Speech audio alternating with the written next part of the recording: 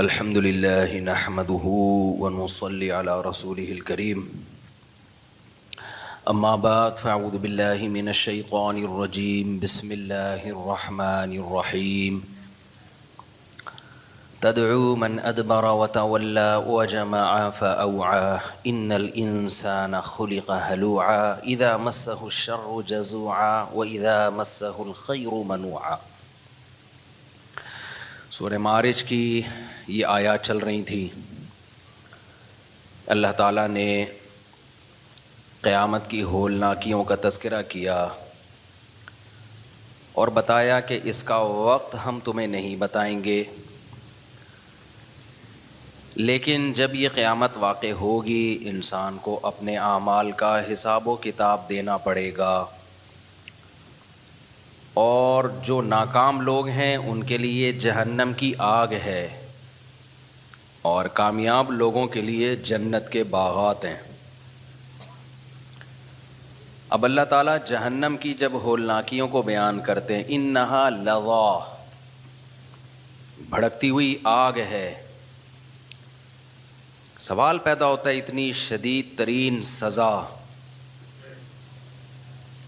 کم سزا چھوٹے مجرموں کے لیے ہوتی ہے، بڑی سزا ہمیشہ بڑے مجرموں کے لیے ہوتی ہے. تو یہ کون سے بڑے مجرم ہیں جن کو اتنی بڑی سزا دی جائے گی؟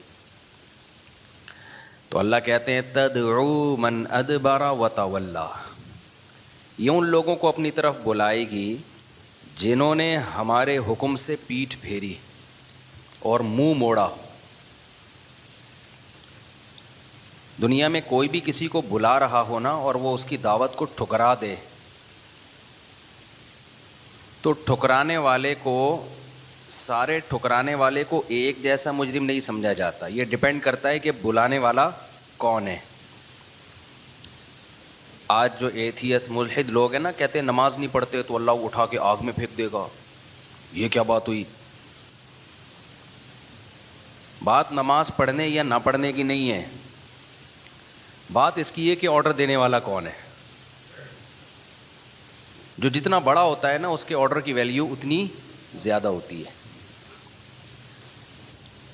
میں بار بار مثال دیتا ہوں کہ آپ کے کسی دوست نے کہا یار پانی لے کے آؤ، آپ نہیں لے کر آئے، چھوٹا سا جرم سمجھا جائے گا. یار دوستی میں اتنا بھی خیال نہیں کیا، گیا ہوا تھا نا، کولر کے پاس ہی تھا، لیتا آتا. لیکن جیسے جیسے آرڈر بڑھتا چلا جائے گا، آپ کے بڑے بھائی نے بولا یار پانی لے آؤ، آپ نے کہا نہیں لا رہا، یہاں تھوڑا سا معاملہ جذباتی ہو جائے گا، بھائی کو آئے گا غصہ، یہ زیادہ بڑا جرم سمجھا جائے گا. کوئی بوڑھا آدمی آپ سے پانی مانگ رہا ہے، یار بیٹا تم کولر کے پاس ہی ہو، میرے سے چلا نہیں جاتا، پانی لے آؤ، آپ نہیں لے کر آ رہے. جتنے لوگ وہاں پر ہوں گے آپ کو برا بھلا کہیں گے، یار کچھ شرم کر، کچھ حیا کر، بوڑھا آدمی ہے یار. چلو اس سے چلا جاتا بھی تھا تو ایک بزرگی، ایک عمر کا بھی کوئی تقدس ہوتا ہے، کوئی احترام ہوتا ہے. آرڈر کیا ہے؟ صرف پانی. آرڈر دینے والے سے حکم چینج ہو رہا ہے کہ نہیں ہو رہا؟ اس کی ویلیو چینج ہو رہی ہے کہ نہیں ہو رہی؟ یہی پھر آپ کی ماں یا آپ کا باپ بولے اور زیادہ اس کی ویلیو بڑھ جائے گی. تو بات یہ نہیں ہے کہ آپ کس کے حکم کو فالو، کون سے حکم کو فالو کر رہے ہو، بات یہ ہے کہ حکم دینے والا کون ہے. تین چیزیں ہوتی ہیں جس سے کسی کے حکم کی ویلیو بڑھتی ہے. ایک آپ کا اس سے ریلیشن کیا ہے، دوسرے اس کے آپ پر احسانات کتنے ہیں، تیسرا وہ پاورفل کتنا ہے. تین چیزیں دیکھی جاتی ہیں. آپ کا دوست ہے، آپ کا اس سے کوئی احسانات نہیں ہے اس کے آپ کے اوپر، نہ وہ کوئی پاورفل ہے، طاقتور ہے، لیکن ریلیشن ہے. وہ بھی اگر آپ کو کسی بات کا کہتا ہے تو آپ اس کا دل رکھتے ہو، آپ کہتے ہو یار میرا اس سے کیا ہے، ریلیشن ہے. حالانکہ اس نے آپ پر احسانات بھی نہیں کیے اور وہ آپ سے زیادہ پاورفل بھی نہیں ہے، کچھ بگاڑ بھی نہیں سکتا، لیکن ریلیشن کی بیس پہ بھی احکام کو فالو کیا جاتا ہے. ریلیشن ایسا ہے بھائی کیا کریں یار، پرانی دوستی ہے، کوئی نئی بھی نہیں ہوئی ہے. اور دوسری چیز ہے ریلیشن تو نہیں ہے لیکن احسان ہے. ریلیشن نہیں ہے، لیکن کیا ہے؟ احسانات ہیں۔ احسان کیسا ہے؟ بھائی ایک دن آپ کو پانی کی ضرورت تھی، اس نے پلا دیا تھا، یہ اس نے احسان کیا تھا۔ اب وہ آپ سے کہہ رہے یار ذرا مجھے پانی پلا دو، یا مجھے 50 روپے دے دو، ضرورت ہے، اور یاد بھی دلا دیا اس نے، یار یاد ہے تمہیں ایک دفعہ 50 روپے کی ضرورت تھی تو میں نے دیے تھے۔ کوئی ریلیشن نہیں ہے آپ کا اس سے، نہ کوئی کچھ بگاڑ سکتا ہے آپ کا وہ، کہ نہ آپ کیا کہتے ہو؟ بھائی احسان کیا تھا یار، میرا بھی فرض بنتا ہے کہ میں بدلا دوں، اس کے آرڈر کو میں پورا کروں۔ تیسری چیز ہے طاقت اور پاور۔ بعض دفعہ نہ اس کا احسان نہ کوئی ریلیشن، لیکن بندہ کیا ہوتا ہے؟ پاورفل ہوتا ہے۔ تو آپ اس پاورفل ہونے کی بیس پہ بھی اس کے آرڈر کو فالو کرتے ہو۔ ایس ایچ او صاحب نے، پولیس والے گاڑی روکتے ہیں نا، کہتے ہیں ڈاکومنٹس دکھائیں آپ کیا دکھاتے ہیں اس کو؟ ڈاکومنٹس ہی دکھاتے ہیں آپ اس کو، حالانکہ نہ کوئی ریلیشن نہ اس کے کوئی آپ پر احسانات، لیکن آپ کو پتہ ہے یار نہیں دکھائے ڈاکومنٹس، پاورفل آدمی ہے، چالان کر دے گا۔ تو جیسے جیسے وہ عہدہ اوپر ہوتا چلا جائے گا، اس کی پاور بڑھتی چلی جائے گی، اور اس کے حکم کی ویلیو بھی آپ کی نظر میں بڑھتی چلی جائے گی۔ بھائی اس نے آرڈر دیا ہے، ایس ایچ او صاحب آپ کو تھانے بلائیں، کوئی پولیس والا کان میں آ کے کہہ دے ایس ایچ او صاحب نے بلایا ہے، آپ بولو گے میں خود بائک میں جا رہا ہوں، اس سے پہلے کہ موبائل آئے مجھے اٹھا کے لے کے جائے، خود تمیز سے۔ ہاں بھاگنا وہاں ہوگا جہاں آپ کو یہ خطرہ ہو کہ پکڑا نہیں جاؤں گا، جہاں پاور ہوگی وہاں نہیں بھاگو گے آپ۔ تو اب دیکھو ایک ہی آرڈر ہے، ریلیشن سے چینج ہو رہا ہے، احسانات سے چینج ہو رہا ہے، اور طاقت اور قوت سے چینج ہو رہا ہے۔ تو اللہ تعالیٰ قرآن میں یہی دلائل دیتے ہیں، 3 قسم کے اللہ نے دلائل دیے ہیں کہ میری ویلیو اور میرے آرڈر کی ویلیو سب سے زیادہ ہونی چاہیے، سب سے زیادہ۔ نمبر 1، میں سب سے زیادہ طاقتور ہوں۔ اللہ مثالیں دے رہا ہے۔ اصل میں اللہ نظر آ رہا ہوتا نا تو نہ اللہ کو نبی بھیجنے کی ضرورت، نہ قرآن نازل کرنے کی ضرورت، کیونکہ ایس ایچ او صاحب تو نظر آ رہے ہوتے ہیں، موبائل بھی ہمیں نظر آ رہی ہوتی ہے، تو پھر ایس ایچ او صاحب کچھ نہیں بھیجتے کہ اپنے سمجھانے کے لیے تبلیغ والے کو بھیجیں کہ تبلیغ والے آ کے سمجھائیں کہ دیکھو پولیس والے جب بھی بلائیں تو چلے جایا کرو، نظر آ رہی ہے یہ چیز۔ اللہ ہمیں نظر نہیں آتا، تبھی تو آزمائش ہے۔ پولیس جب کسی کو بلائے گی تو جانا یا نہ جانا آزمائش نہیں ہے، آپ کے پاس نہ جانے کا آپشن ہی نہیں ہے۔ آپشن جب ہے جب آپ اس سے بھی زیادہ پاورفل ہو۔ آپ کو ایس ایچ او نے بلایا اور اتفاق سے آپ ڈی ایس پی نکلے ٹھیک ہے، اس کو پتہ نہیں تھا کہ یہ فلاں تھانے میں ڈی ایس پی ہے، پھر آپ بولو گے کہ تو نے مجھے بلایا نا، اب میں نے تجھے بلایا ہے، تو آ جا۔ اسے کہتے ہیں لینے کے دینے پڑ جانا۔ جیسے ایک آدمی نے چاقو نکالا، جو کچھ ہے جیب میں نکال دے، اس نے جیب سے پسٹل نکالی اور بولا اب تیری جیب میں جو کچھ ہے تو نکال دے۔ تو اللہ تعالیٰ نے قرآن مجید میں اپنی طاقتور ہونے کے دلائل دیے ہیں۔ کہا بھائی تمہیں کیوں یقین نہیں آتا کہ میں پاورفل ہوں؟ تم مجھے نہیں دیکھ رہے، میری بنائی ہوئی چیزوں کو تو دیکھ رہے ہو نا۔ اتنی بڑی کائنات بنا دی اور کیا کمالات ہیں، کیا کمالات ہیں، ایسی پاور، ایسی طاقت۔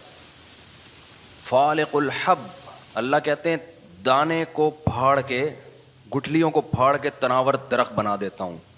اچھا طاقت الگ چیز ہے، کمالات ایک الگ چیز ہے۔ بعض دفعہ انسان میں طاقت ہوتی ہے، صاحب کمال نہیں ہوتا۔ وہ ایک باڈی بلڈر ہے، ایک ویٹ کو یوں اٹھا لے گا، یہ کوئی کمال نہیں ہے، یہ کہیں گے بھائی وزن زیادہ اٹھا لیتا، طاقتور ہونے کی علامت۔ کمال کیا ہے؟ آپ نے کوئی ایسی چیز ایجاد کر لی جو انسانی عقل اس سے عاجز آ گئی۔ طاقت تو یہ ہے کہ آپ نے 50 کلو کا بٹا اٹھا لیا۔ کمال کیا ہے؟ ایک چھوٹی سی سوئی میں سوراخ کر کے دکھا دیا آپ نے، ہے بھائی؟ باڈی بلڈر یہ کام کر سکتا ہے؟ بلکہ چھوٹی سی سوئی بنا بھی نہیں سکتا۔ جتنی مشینیں بن چکی ہیں اس وقت، جتنی چیزیں ایجادات ہو رہی ہیں، سب سائنسدانوں کے کمالات ہیں نا، مگر یہ تمام کمالات کو آپ ایک طرف رکھیں، اور اللہ نے جو چیزیں بنائی ہیں اللہ کہتے ہیں ھذا خلق اللہ فارونی ماذا خلق الذین من دونی. اللہ ایک ایک چیزوں کو بیان کرتا ہے قرآن میں اور پھر کہتا ہے یہ میری پروڈکٹ ہے, بتاؤ میرے علاوہ نے کوئی ایک ایسی پروڈکٹ بنا کے دکھائی ہو, کوئی ایک دکھائی ہو. آپ کیا سمجھتے ہیں ہوائی جہاز کتنی پیچیدہ مشین ہے؟ نیٹ پہ سرچ کریں, میں تو دیکھتا ہوں ایسی ویڈیوز, بڑا مزہ آتا ہے. جب جہاز ایجاد ہو رہے تھے یہ تجربے, پھر جہاز کی مشینری بڑی پیچیدہ ہوتی ہے, تبھی اس کے جو انجینئر ہوتے ہیں ان کی تنخواہیں ٹھیک ٹھاک ہوتی ہیں. جہاز میں ایسا نہیں ہوتا کہ پلک میں کچرا آ گیا, گاڑیوں میں تو ہوتا ہے نا, پلک میں کچرا آ گیا دھکا لگاؤ چلو بھائی وہاں تک. جہاز میں یہ بہت پیچیدہ سینسیٹیو آلات لگے ہوتے ہیں, کیونکہ وہاں ایسا نہیں ہوتا کہ جی وہاں تھوڑا سا جھٹکا آیا نا تو بس سب کی آنتیں اور گردے پھیپھڑے نکلے ہوئے ہوں گے. بہت ہی آٹومیٹک ایک بڑا ایک سینسیٹیو قسم کا سسٹم ہوتا ہے جہاز میں. بڑا کمال ہے جن سائنسدانوں نے, جن انجینئرز نے یہ چیزیں بنائی ہیں. اللہ مثال دیتا ہے مکھی اور مچھر کی. آپ نے اتنے بڑے بڑے جہاز بنا دیے جنہیں اڑانے کے لیے اتنا ایندھن چاہیے, جو چلتے ہیں تو بریک نہیں ہے ان کی, جس اسپیڈ سے چل رہے ہیں تو چل رہے ہیں. جہاز میں ایسا نہیں ہوتا چل بھائی ادھر سے یوں گھما کے یوں لے آ, چل بھائی ادھر سے یوں گھما کے یوں لے جا, تھوڑا نیچے کر, خالہ کا گھر آ رہا ہے وہیں اتار دے مجھے. اللہ تعالیٰ نے جو جہاز بنائے ہیں جن کو پرندے کہا جاتا ہے, یہ جہاز کسی پائلٹ کے محتاج نہیں ہے. ان کا پائلٹ کہاں ہوتا ہے؟ جہاز کے اندر ایک چھوٹا سا دماغ ہے جو اس جہاز کو اڑائے گا. ہیڈ لائٹ لگی ہوئی آنکھوں کی شکل میں. اولم یروا الی الطیر فوقہم صافات ویقبضن, اللہ کہتے ہیں ان پرندوں کی طرف نہیں دیکھتے جو اپنے پروں کو پھیلاتے ہیں اور ہوا میں ہی سکیڑ بھی لیتے ہیں, کیسے اسپیڈ کو مینیج کرتے ہیں. جہازوں کے اسپیڈ کو مینیج کرنا آسان نہیں ہے, بہت ہی خودکار قسم کے آلات, پیچیدہ قسم کے آلات لگے ہوئے ہوتے ہیں. لیکن اللہ تعالیٰ نے پرندوں کو جو ان کی اسپیڈ ہے نا وہ خود اس کو مینیج کرتے ہیں اپنے ہی دماغ سے. جب پرندے کا خیال ہوتا ہے اسپیڈ آہستہ کرو, پروں میں ایسا سسٹم لگا ہوا ہے, وہ پتہ نہیں کیا گھماتے ہیں پروں کو, اسپیڈ خود بخود کیا ہو جاتی ہے آہستہ. وہی پائلٹ فیصلہ کرتا ہے ادھر کو گھومنا ہے, فوراً ادھر کو گھوم جاتے ہیں. وہی پائلٹ فیصلہ کرتا ہے, خود جہاز ہی فیصلہ کر رہا ہے کہ میں نے کدھر جانا ہے.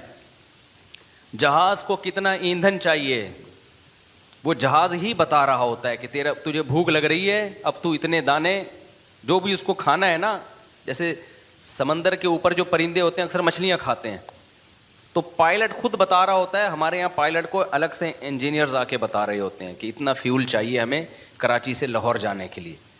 جب یہ پرندے لمبے لمبے سفر کرتے ہیں تو کس پرندے کو کتنا فیول چاہیے, فیول بھی کتنا دیسی اور سادہ رکھا ہوا ہے, کوئی پیٹرول نہیں چاہیے ان کو, ورنہ تو کتنی ٹینشن میں آ جاتے وہ پرندے. پیٹرول مہنگا ہونے سے پرندے ہی بیچارے برباد ہو جاتے. اللہ نے کہا ہے تمہیں ایندھن وہاں سے ملے گا جو چیز پوری دنیا میں کامن ہے. سمندر کی مچھلیاں کھا لو, یہ تمہیں انرجی دیں گی. دانا کھا لو, باجرہ کھا لو, اور کیا کیا کام اللہ ان پرندوں سے لے رہے ہیں. میں بڑا حیران ہوتا تھا کہ دنیا میں اتنے بڑے بڑے جنگلات وجود میں کیسے آ گئے, ان میں بیج کس نے ڈالا ہے جا کے. امیزون کے جنگلات دیکھ لو, تھائی لینڈ کے جنگلات دیکھ لو, مری اور نتھیا گلی کے جنگلات دیکھ لو, پوری دنیا میں ہے نا جنگلات, تو یہ بیج کہاں سے آیا یہاں پہ؟ حیرانگی کی بات ہے یا نہیں ہے؟ ماہرین نے اس پہ تحقیق کی, انہوں نے کہا یہ بہت سارے بیج پرندوں نے پوری دنیا میں پھیلائے ہیں. پرندے جب کھاتے ہیں نا, دانا وانا کھا رہے ہیں کوئی بھی, تو ان کے بیج ہضم نہیں ہوتے, اور یہ ان کی بیٹ میں بعض دفعہ بیج ہضم نہیں ہوتا, بیٹ میں نکل کے زمین پہ گرتا ہے, اسی سے پودا نکل آتا. تو اللہ نے ان کے ذمے جب زمین کو بنایا, اللہ نے پوری دنیا کو اللہ نے آباد کرنا تھا, تو اللہ نے ابابیل سے جیسے کام لیا نا ابرہا کے لشکر کو تباہ کرنے کا, تو اللہ نے پرندوں سے کام لیا پوری دنیا میں بیج پہنچا دو تاکہ لمبے لمبے درخت پوری دنیا میں اگائیں. یہ کام پرندوں, کیونکہ انسان کو آباد کرنا تھا تو پوری دنیا کو سوٹیبل بنایا جا رہا تھا کہ وہ انسان کے لیے رہائش کے قابل بنے. وہ کیسے پرندوں کے ذریعے, پرندوں کو خود بھی پتہ نہیں کہ ہم کیا کر رہے ہیں. بڑی مشین میں پیچیدہ آلات کا فٹ کرنا آسان ہے. بہت چھوٹی مشین ہوتی چلی جائے گی نا, اس میں پیچیدہ آلات کا فٹ کرنا مشکل ہوتا چلا جائے گا. آپ کو پتہ ہے مشینری جتنی چھوٹی ہو اتنی سائنس کا کمال ہے چھوٹی مشین بنانا. اللہ میاں نے جتنی ٹیکنیکل قسم کی مشینیں بنائی ہیں نا, ان کا حجم بہت چھوٹا رکھا ہے, بہت چھوٹی چھوٹی بنائی ہیں, کام بڑے بڑے لے رہا ہے اللہ ان سے. مثال کے طور پر اللہ نے ایک ایسا ہوائی جہاز بنایا جو ہوائی جہاز بھی اور شہد بناتا ہے. وہ ہوائی جہاز بھی ہے اور کیا ہے, شہد بناتا ہے. اب وہ ٹریولنگ کرتا ہے تو وہ ٹریگنومیٹری کا جو علم ہے نا, کرو ٹریگنومیٹری, وہ اللہ نے سافٹ ویئر اس کی کھوپڑی میں ڈال دی ہیں پہلے سے. وہ بائی ایئر ایسے راستوں پہ شہد کی مکھی سفر کرتی ہے, اور وہ بائی ایئر بھی سفر کرتی ہے اور اپنا راستہ نہیں بھولتی. کیا صاحب, کیا کمال کرتی. اس کی کھوپڑی اتنی سی ہے, اتنی معمولی سی کھوپڑی کے اندر سب کچھ ہے, اتنی سی. شہد کی مکھی کی کھوپڑی تو دیکھو, اس میں سافٹ ویئر ڈالے کہاں سے ہوں گے. کوئی اتنی سی یو ایس بی آپ کے پاس لے آئے نا کہ اس میں 100 جی بی کا یہ سافٹ ویئر ہے, یہ ڈال دو. آپ بولے گا بھائی پاگل ہو رہا ہے کیا, اس میں تار لگے گی کیسے بھائی. تو شہد کی مکھی کے اتنی سی کھوپڑی ہے جو چشمہ لگائے بغیر نظر بھی نہیں آتی. اس چھوٹی سی کھوپڑی کے اندر کیا کمالات ہیں یار, کیا سافٹ ویئر ڈال دیے ہیں. اوحا ربک الی النحل ان اتخذی من الجبال بیوتا ومن الشجر. جہاں سے بھی مکھی اٹھا کے لاؤ گے وہ ایک ہی کام کرنا شروع کر دے گی.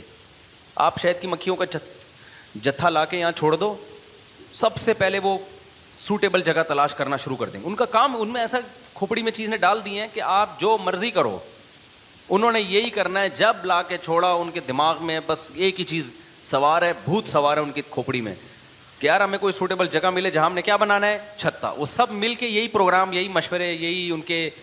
ہمارے وزیر اعظم نہیں بن پا رہا اور وہ ایک دن کے اندر اندر پورا پروگرام ان کا سیٹ ہو جاتا ہے. لوگ تو کہہ رہے ہیں مفتی طارق مسعود صاحب کو بنا دو, موقع اچھا ہے, ابھی آپ مجھے بنا دو, 4 شادیاں سب کی پکی انشاءاللہ. بہترین موقع. اب یہ چانس اگر مس کر دیا نا تو ہر دفعہ ایسے چانس نہیں آتے, یہ بتا رہا ہوں میں. اور ڈنڈے مار مار کے, یہ بھی میں نے کہا تھا بیان میں. تو اتنی سی کھوپڑی. خیر, اللہ تعالیٰ کہتے ہیں یہ اللہ کے کمالات ہیں. اللہ کہتے ہیں پہاڑوں میں اتنی عجیب عجیب قسم کے پہاڑ ہیں نا. وغرابیب السود, سیاہ پہاڑ بھی آپ کو ملیں گے, سفید پہاڑ بھی آپ کو ملیں گے. پہاڑوں کو کھودتے چلے جاؤ, خزانے نکلتے چلے جائیں گے. وہ نمک کی کان دیکھی ہے, نمک کے بڑے بڑے پہاڑ. بھائی یہ کیسے بنا؟ اللہ کو پتا تھا دنیا آباد ہوگی, ان کو نمک کی ضرورت ہوگی. تو اتنے کھیوڑا کی جو کان ہے اتنی بڑی, میں تو گیا ہوں نا اس میں.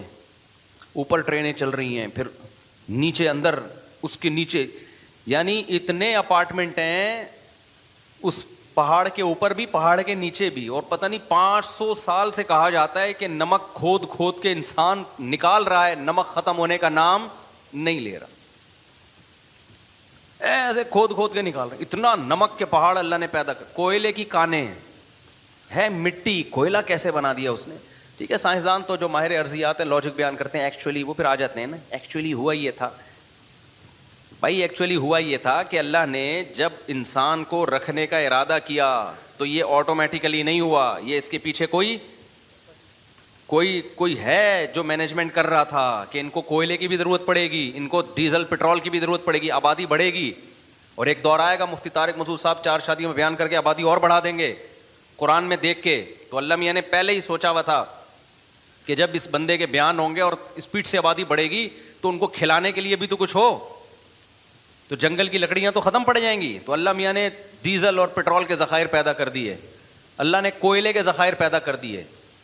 تو پہلے سے پیدا, اب اس کی لاجک تو ہوگی کوئی, پتہ نہیں کروڑوں سال میں وہ پتھر جل کے ایسا ہو گیا یا کوئی لاوا پگھلا ہوگا, وہ ہمیں ٹھیک ہے. ہر چیز کی اللہ جب کوئی کام کرتا ہے تو اس کے پہلے اسباب تیار کرتا ہے نا, اسباب کے تحت اللہ نے کائنات کو چلایا ہے. لیکن اس سے یہ تھوڑی پتہ چلتا ہے کہ یہ خود بخود ہو رہا ہے.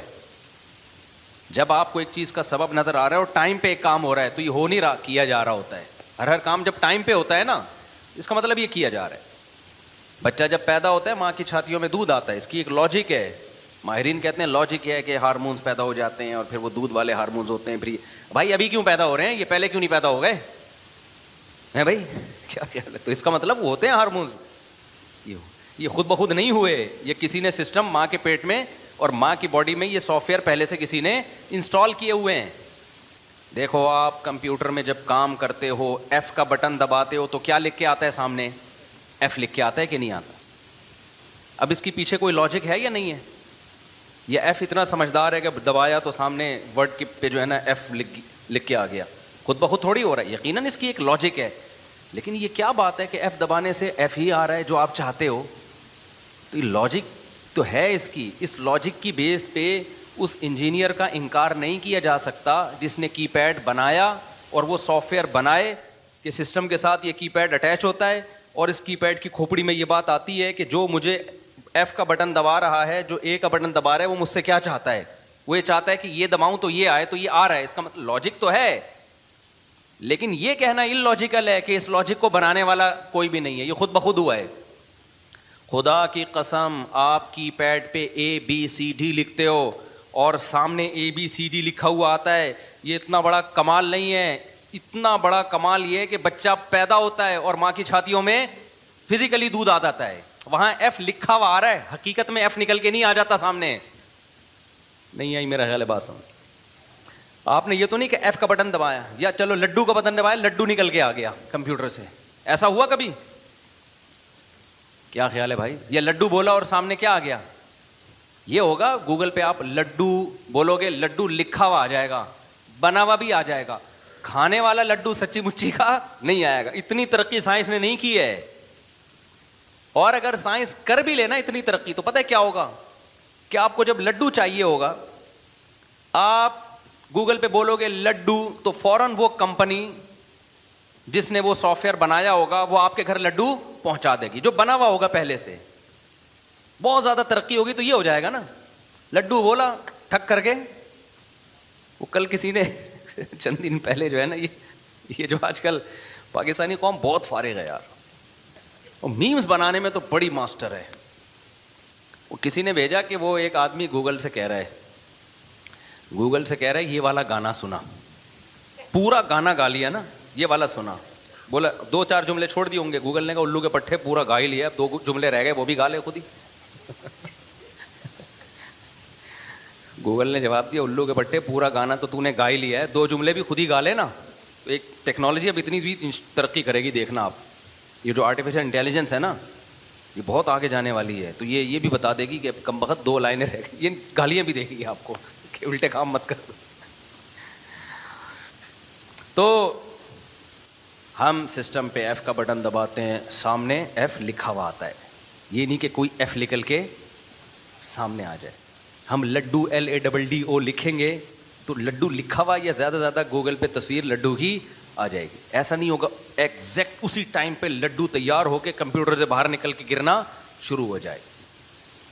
اور اگر ہو بھی جائے بالفرض ٹیکنالوجی اتنی ایڈوانس ہو جائے تو بھی بھائی یہ خود بخود نہیں ہے. لیکن ادھر کیا ہو رہا ہے؟ بچہ پیدا ہو رہا ہے اور دودھ لکھ کے نہیں آ رہا میرے بھائی، سمجھ رہے ہو؟ لکھا ہوا ملک نہیں آ رہا، ایسے سافٹ ویئر ماں کے باڈی میں اللہ نے ڈال دیے ہیں. ادھر بچہ آیا سچی مچی کا دودھ نکل کے آ گیا ماں کی چھاتیوں میں، آیا بھی وہاں جہاں سے آنا چاہیے. اور بچہ دنیا میں آیا لا تعلمون شیئا، اللہ کہتے ہیں کچھ بھی علم نہیں ہوتا، لیکن ایک بات کا علم ہوتا ہے، یہ چیز اس کے دماغ میں ہے کہ مجھے دودھ کہاں سے، پیدا ہوتے ہی ماں کی چھاتیوں کی طرف دودھ پیتا بچہ لپک رہا ہوتا ہے پیدا ہوتے ہی. کس نے بتا دیا؟ وہ تو ماں کے پیٹ میں تھا، اسے کون سکھا رہا تھا بھائی؟ پیٹ کے اندر کون سکھا رہا تھا؟ پیدا ہوتے ہی تیرا سب سے پہلے کام کیا ہے؟ تلاش کرنا تجھے فیڈ کہاں سے ملے گی. جانوروں کے بچوں کو دیکھ لو آپ، بکری کا بچہ پیدا ہوتا ہے ایک دم بکری کے تھنوں کی طرف نا ایسے چھلانگے مارنے لگتا ہے پیدا ہوتے ہی. یہ ایسا کمال ہے میرے بھائی، اس سے بڑا کمال دنیا میں کوئی ہو نہیں سکتا. تبھی اللہ کہتے ہیں ھذا خلق اللہ، یہ میری تخلیق. پھر بچے کو جو اللہ نے بنایا ہے ہر چیز، قرآن کی ایک آیت احسن کل شیء خلقہ، ہر چیز کو بہترین بنایا ہے، ہر چیز کو. بچہ کمزور ہوتا ہے، وہ محبتوں کا محتاج ہوتا ہے. بچہ آپ کی کوئی خدمت نہیں کرتا، اپنی خدمت ٹھیک ٹھاک 10-15 سال تک دبا کے لیتا ہے وہ خدمت. اللہ کو پتا تھا یہ ضائع ہو جائے گا, اس سے لوگ محبت نہیں کریں گے, کیونکہ بوجھ ہو جائے گا نا, 10-15 سال کون خدمت کرے بھائی اس کی, لیکن اس کی ضرورت ہے, دنیا میں آیا ہے نا, اس کے لیے انتظام کرو. انتظام اللہ نے کیا کیا, بچوں کے چہروں پہ ایک خاص قسم کی لکیریں ڈال دی ہیں. یہ سائنسدان کہتے ہیں یہ بات, یہ میں نہیں کہہ رہا, جس کو چائلڈ اسکیما کہتے ہیں. بچوں کے چہرے پہ نا ایک الگ قسم کی لائنیں ہوتی ہیں جو بڑے ہو کے ختم ہو جاتی ہیں. کمال کی بات یہ, وہ لائنیں کیا کر رہی ہوتی ہیں, وہ بچوں کو معصوم شو کر رہی ہوتی ہیں. آپ نے دیکھا بچے جب دیکھتے ہیں نا, بڑی ہم کہتے ہیں نا یار بڑے معصوم نگاہیں ہیں اس کی, کبھی بچے پہ آپ کو غصہ نہیں آتا جلدی, اس کے غصے پہ بھی بلکہ الٹا ہنسی آ رہی ہوتی ہے, سوائے گدھوں کو. گدھے وہ ہوتے ہیں جن کو بچے کی شرارتوں پہ غصہ آنا شروع ہو جائے, اس کی علامت ہوتی ہے کہ یہ کون ہے, اور پھر وہ بچوں کو کوٹ رہے ہوتے ہیں. بچہ تو چھوٹا بچہ تو بھائی وہ غصہ بھی کر رہا ہے تو ہنسنے کی بات ہے یار, ٹھیک ہے نا, اس کو تھوڑی پتہ ہے صحیح کیا ہے. ہمیں تو بچوں کی الٹی باتوں پہ بھی ہنسی آ رہی ہوتی ہے, غصے والے کاموں پہ بھی ہنسی آ رہی ہوتی ہے. پھر خواتین کہتی ہیں خود پالو نا کچھ دن, طنز کرتی ہیں پھر نیچے کمنٹس میں, خود پالو نا کچھ دن تو پتہ چلے گا. خیر, ویسے عورت کی بڑی ہمت ہوتی ہے بچہ پالنا, یہ حقیقت ہے, آدمی کا کام نہیں ہے. لیکن بہرحال اللہ میاں نے کیا کیا ہے, اس کی چہرے پہ کچھ لکیریں لائنیں نا پینٹنگ کر دی ہیں. وہ بڑے ہو کر وہ لائنیں کیا ہوتی ہیں, ختم, وہ لائنیں چینج ہو جاتی ہیں. اس کی آنکھوں میں الگ سی ایک معصومیت سے ڈال دی ہے, وہ دیکھتا ہے بڑی معصومیت سے, روتا بہت جلدی روتا بھی ہے. اور جب بچہ رونا شروع کرتا ہے نا, اس کے چہرے پہ ایک عجیب اتنا ایک عاجزی آ رہی ہوتی ہے کہ انسان کا دل پگھلتا چلا جاتا ہے. یہ قدرت نے انتظام کیا, یہ بچہ آٹومیٹیکلی بنا ہوتا تو یہ پینٹنگ اس کے چہرے پہ نہ ہوتی. اور یہ ہر مخلوق کے بچے پر ہے, جانوروں کے بچوں پہ بھی ہوتی ہے تاکہ اس کی ماں اس پہ ترس کھائے, شیر کے بچوں میں بھی ہوتی ہے, بڑے ہو کے ختم ہو جاتی ہے. بڑے ہو کر اب اس کو معصومیت کی ضرورت نہیں ہے, اب اس کو دہشت اور رعب کی ضرورت ہے. تو وہ جیسے جیسے بڑا ہوتا ہے اس پہ رعب آتا ہے. آپ شیر کو دیکھ لو, اور شیر کا بچہ بڑا کیوٹ سا لگے گا, شیر نہیں لگے گا کیوٹ سا. شیر کو آپ نے چمی لینے کی کوشش کی نا, وہیں سے ایک آواز مارے گا, اپنی تمیز سے رہو تم, کیونکہ اب اس کو ضرورت نہیں ہے نا محبتوں کی. وہ تو وہ پاورفل ہو گیا, جب چھوٹا تھا تو اس کو ضرورت تھی محبت کی. تو بکری کے بچے میں بھی یہ معصومیت ہے, جس کی وجہ سے بکری اپنے بچے سے پیار کرتی ہے. آپ بکری کے بچے کو, میں نے تو بہت پالے ہیں, جب بکری کے بچے کا رات کو پیٹ بھریں, صبح اس کو دودھ پلائیں, دوبارہ دودھ پیے, رات کو آرام بھی کیا, وہ پھر صبح اس کی چھلانگیں دیکھو, ایسے کلا بازیاں کھا رہا ہوتا ہے, اور بڑا پیار آتا ہے اس کے اوپر.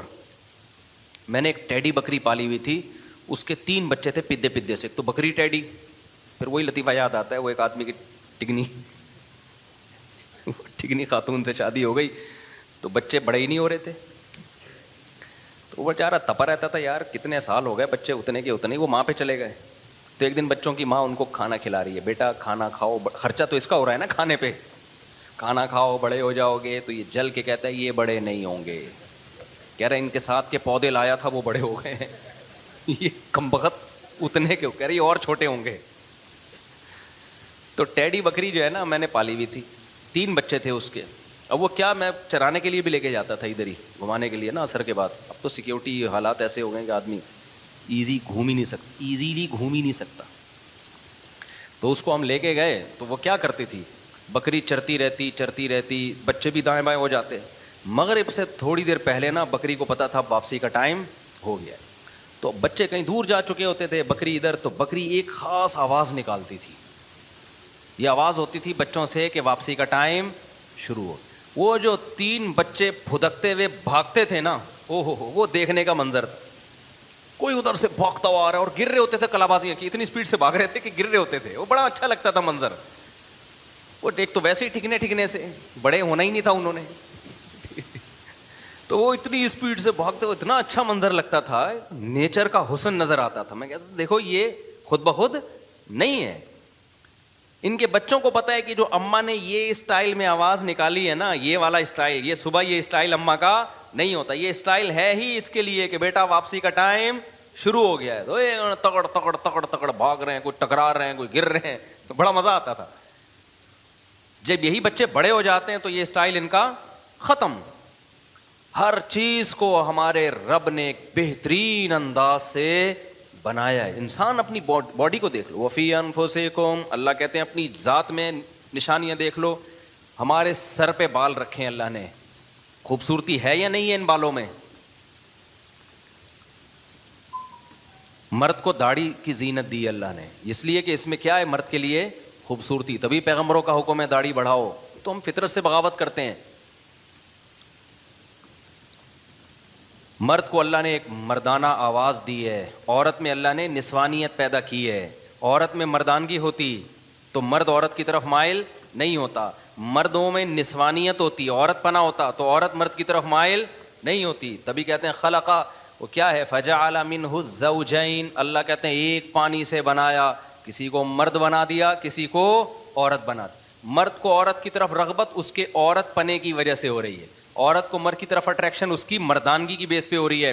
تو مرد کو مرد بنا کے ہر لحاظ سے آدمی بنا دیا, اور عورت کو عورت سے بنا کے سر کے بال سے پاؤں کے ناخن تک اس میں نسوانیت ڈال. اس کی آواز دیکھو, اس کے چلنے کا انداز دیکھو, ہر چیز سے نسوانیت ٹپکتی ہے کہ نہیں ٹپکتی ہے؟ اس کو چہرے پہ بال نہیں دیے, اور مرد کے سر کے بال سے لے کے پاؤں کے ناخن تک ہر چیز سے مردانگی ٹپکتی, آواز, بہادری, شجاعت. تو یہ جو عورتیں کہتی ہیں نا ہمارے میاں کی کھوپڑی گھومتی ہے, یہ بھی اللہ میاں نے سافٹ ویئر ڈالے ہوئے ہیں تاکہ تم تھوڑا سا ڈرتی رہو اس سے. گھر چلانا ہے نا, گھر چلانے کے لیے گھر کا سربراہ اللہ نے آدمی کو بنایا, تو اگر اس میں کھوپڑی ہر وقت سیٹنگ پہ ہی رہتی تو پورے گھر کی کھوپڑیاں سیٹنگ سے آؤٹ ہو چکی ہوتی ہیں. اس لیے اللہ نے کہا تھوڑا سا سیٹنگ خراب رکھو اس کی پاگل کی, لیکن تھوڑی خراب ٹھیک ہوتی ہے, بہت زیادہ ٹھیک, کیونکہ گدھے زیادہ آج کل مارکیٹ میں ملیں گے. ہر وقت ہی چنگیز خان کی طرح اچھلتے کودتے رہنا, اخلاق خراب کر دینا, یہ ٹھیک نہیں ہے. تھوڑا تھوڑا روب. آج کل جو ہے نا ہمارے یہاں اعتدال تو ہے نہیں نا, اعتدال تھوڑی ہے ہماری سوسائٹی میں. جو مرد بد اخلاق ہوتا ہے وہ چنگیز خان کی اولاد بن جاتا ہے, ہلاکو خان کی اولاد بن جاتا ہے, اور جو فیمنزم کی طرف جا رہے ہیں وہ مرد اور عورت کا فرق ختم. کل کوئی فیملی آئی, انہوں نے مجھ سے پوچھا کہ وہ ایک آدمی کہہ رہا ہے میری بیگم جو ہے نا مجھ سے بغیر بتائے چلی جاتی ہے جہاں بھی جاتی ہے, میں منع کر رہا ہوں. تو خاتون کہتی ہیں کہ یہ بھی تو مجھے بغیر بتائے چلے جاتے ہیں جہاں مرضی جاتے ہیں. وہ یہ کہہ رہی ہیں. میں نے ان کو سمجھایا, میں نے کہا دیکھیں اب فیمنزم جو ہے نا, جو آج کل کے کچھ لبرل قسم کے اسکالر جو خواتین کے حقوق کی بات تو کر رہے ہیں مگر اصل میں خواتین کا بیڑا غرق کر رہے ہیں. میں نے کہا دیکھیے سسٹر, آپ کو اللہ میاں نے پابند کیا ہے کہ آپ شوہر کو بتائے بغیر کہیں نہیں جا سکتی. کہ نہیں پھر یہ بھی تو مجھے بتائے بغیر کہیں نہیں جا سکتے. میں نے کہا یہ رخصتی اس کی نہیں ہوئی ہے, آپ کی ہوئی ہے. ٹھیک ہے, یہ تو ویسے ہی باہر ہے, باہر سے پکڑ کے شادی والے دن اس کو گھر میں لے کر آئے ہیں. یہ تو ویسے ہی باؤنڈ آپ ہو, یہ نہیں ہے کہ نہیں پھر ظلم نہیں ہے. میں نے کہا اس کو اللہ نے کسی اور طرح سے باؤنڈ کیا ہے. وہ کہہ رہی مرد اور عورت کے تو حقوق اسلام میں برابر ہیں. میں نے کہا برابر ہیں, سیم نہیں ہے. برابر کا مطلب تاکید میں برابر ہیں, ایک جیسے حقوق نہیں ہیں. ورنہ پھر ایک ہی جیسے حقوق ڈالنے ہوتے تو اس کو آدمی بنانے کی اور آپ کو عورت بنانے کی ضرورت کیا تھی. آج کل جو لبرل آج کل اسکالر بھی اسی طرح کے آ رہے ہیں, مذہبی اسکالر, وہ خواتین سے فیور لینے کے لیے نا خواتین کے حق میں بولتے رہتے ہیں. حالانکہ وہ ان خواتین کو نہیں پتا ہوتا یہ ہمارے حق میں بول تو رہے لیکن ہمارا بیڑا غرق کر رہے ہیں یہ. تو میں نے کہا بھائی یہ بات یہ ہے کہ اللہ تعالیٰ نے دونوں وَلَهُنَّ مِثْلُ الَّذِي عَلَيْهِنَّ بِالْمَعْرُوفِ, قرآن کے الفاظ ہیں. اللہ کہتے ہیں مرد حقوق میں کوتاہی کرے گا اتنی ہی سزا ملے گی, عورت اگر حقوق میں کوتاہی کرے گی تو اس کو بھی اتنی ہی سزا ملے گی. یعنی یہ نہیں ہو سکتا کہ قیامت میں مرد کہے کہ چونکہ میں مرد تھا اس لیے میں نے حقوق تھوڑے کم ادا کیے ہیں تو آدمی ہونے کی وجہ سے مجھے بخش دیا جائے. اللہ کہتے ہیں نہ, ایسا نہیں ہے. اگر وہ اپنی ذمہ داری پوری نہیں کرے گی جو جتنی سزا اس کو ملے گی, تمہیں ذمہ داری پوری نہیں کرو گے تو تمہیں مرد ہونے کا ہم فیور نہیں دیں گے. لیکن ذمہ داریوں کی نوعیت کیا ہے, وہ ایک جیسی تھوڑی ہے, وہ الگ الگ ہے. آج کل خواتین یہ بہت آزاد ہوتی جا رہی ہیں اور مرد بھی خراب ہو رہے ہیں.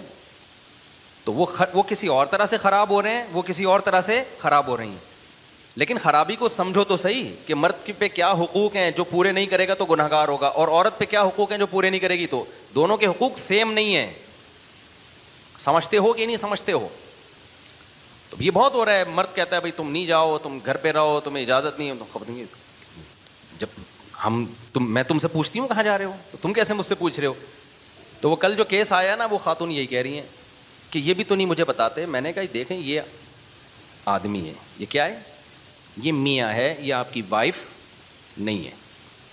اخلاقی طور پر یہ ہے کہ بتا دو بھائی کہاں جا رہا ہوں میں, بلا وجہ کیوں گھر میں لڑائیاں کر رہے ہو, کوئی چرس پینے تو ہاں چرس پینے جا رہے ہو تو پھر بتا دو, پھر مجھے چھپڑ میں بتا دو, پھر یہ بتانے کا نہیں ہے. تو نارمل گھروں کی بات کر رہا ہوں نا. تو خواتین کیا کر رہی ہیں, نہیں ہم کیوں بتائیں اپنے میاں کو. تو میں نے ان سے کہا, میں نے کہا دیکھیں اللہ میاں نے جو سربراہ بنایا ہے نا, تو سربراہ پوچھ سکتا ہے کہ آپ کہاں جائیں. ایس ایچ او ہم سے پوچھے گا مفتی صاحب محلے میں کیا ہو رہا ہے, رپورٹ پیش کریں, مسجد میں کوئی جھگڑا تو نہیں ہو رہا, کیا خیال ہے.